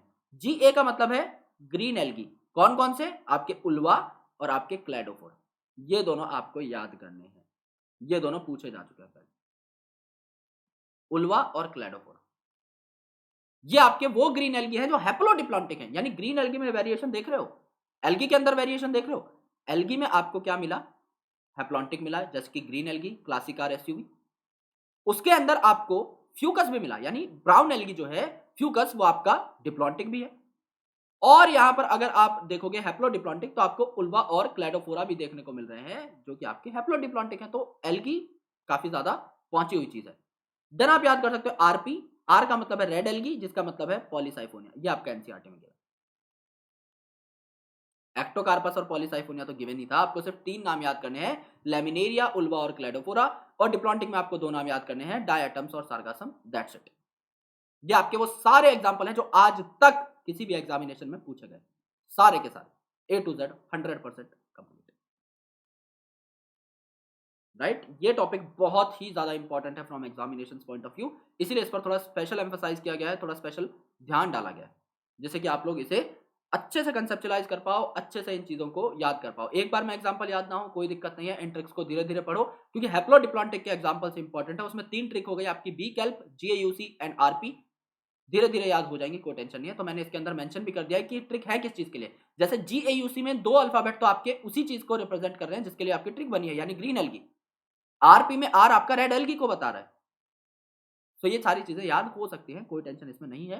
टेक योर टाइम, आराम से याद कर लो, कुछ क्वेश्चन सॉल्व करोगे, अल्टीमेटली जब आपको ये चीजें क्वेश्चंस में दिखाई देंगी तो आपको अच्छे तरीके से ये याद भी होती हुई चली जाएगी। So thank you so much for giving prestigious response on play store. बहुत ही ज्यादा अच्छे रिव्यूज हमें मिले हैं, 5 स्टार रेटिंग्स मिली है, आपने काफी सारे लोगों ने नाम लिखा है हमारा बाकायदा, कि फैकल्टीज काफी अच्छी हैं। तो सब चीजों के लिए शुक्रिया बहुत बहुत। और ultimately we are trying our level best to give you the most fine content possible. हम एक्स्ट्रा क्लासेस भी ले रहे हैं, जो कि यार क्रैश कोर्स में या फिर किसी फुल लेंथ कोर्स में कोई भी नहीं लेता, राइट। तो एक्स्ट्रा क्लासेस लेकर भी हम लोग अपनी काम को जो है बहुत अच्छे तरीके से पूरा कर रहे हैं, जिससे जल्दी सिलेबस हो जाए and you will B enjoying each and everything in the most beneficial way, right. Thank you so much. We'll surely catch you in the next lecture where we will be talking about the animal kingdom. हम लोग उस chapter को start करेंगे, उसको भी हम लोग 2-3 parts के अंदर खत्म करने की कोशिश करेंगे, just like plant kingdom. We have covered this kingdom in 3 different lessons. हमें 2 में करना था, लेकिन हमने 3 लेसन्स लगा दिए, कोई बात नहीं, लेकिन चीज़ें समझ में आनी चाहिए। सिमिलरली हम लोग एक्स्ट्रा लेसन्स ले सकते हैं एनिमल किंगडम में, वहाँ पर भी पूरा कंसेप्चुअलाइज़ेशन बेस्ड आपका चैप्टर जो है वो आपको करना पड़ेगा। Right? Thank you so much, lots of love, जय हिंद, टेक केयर।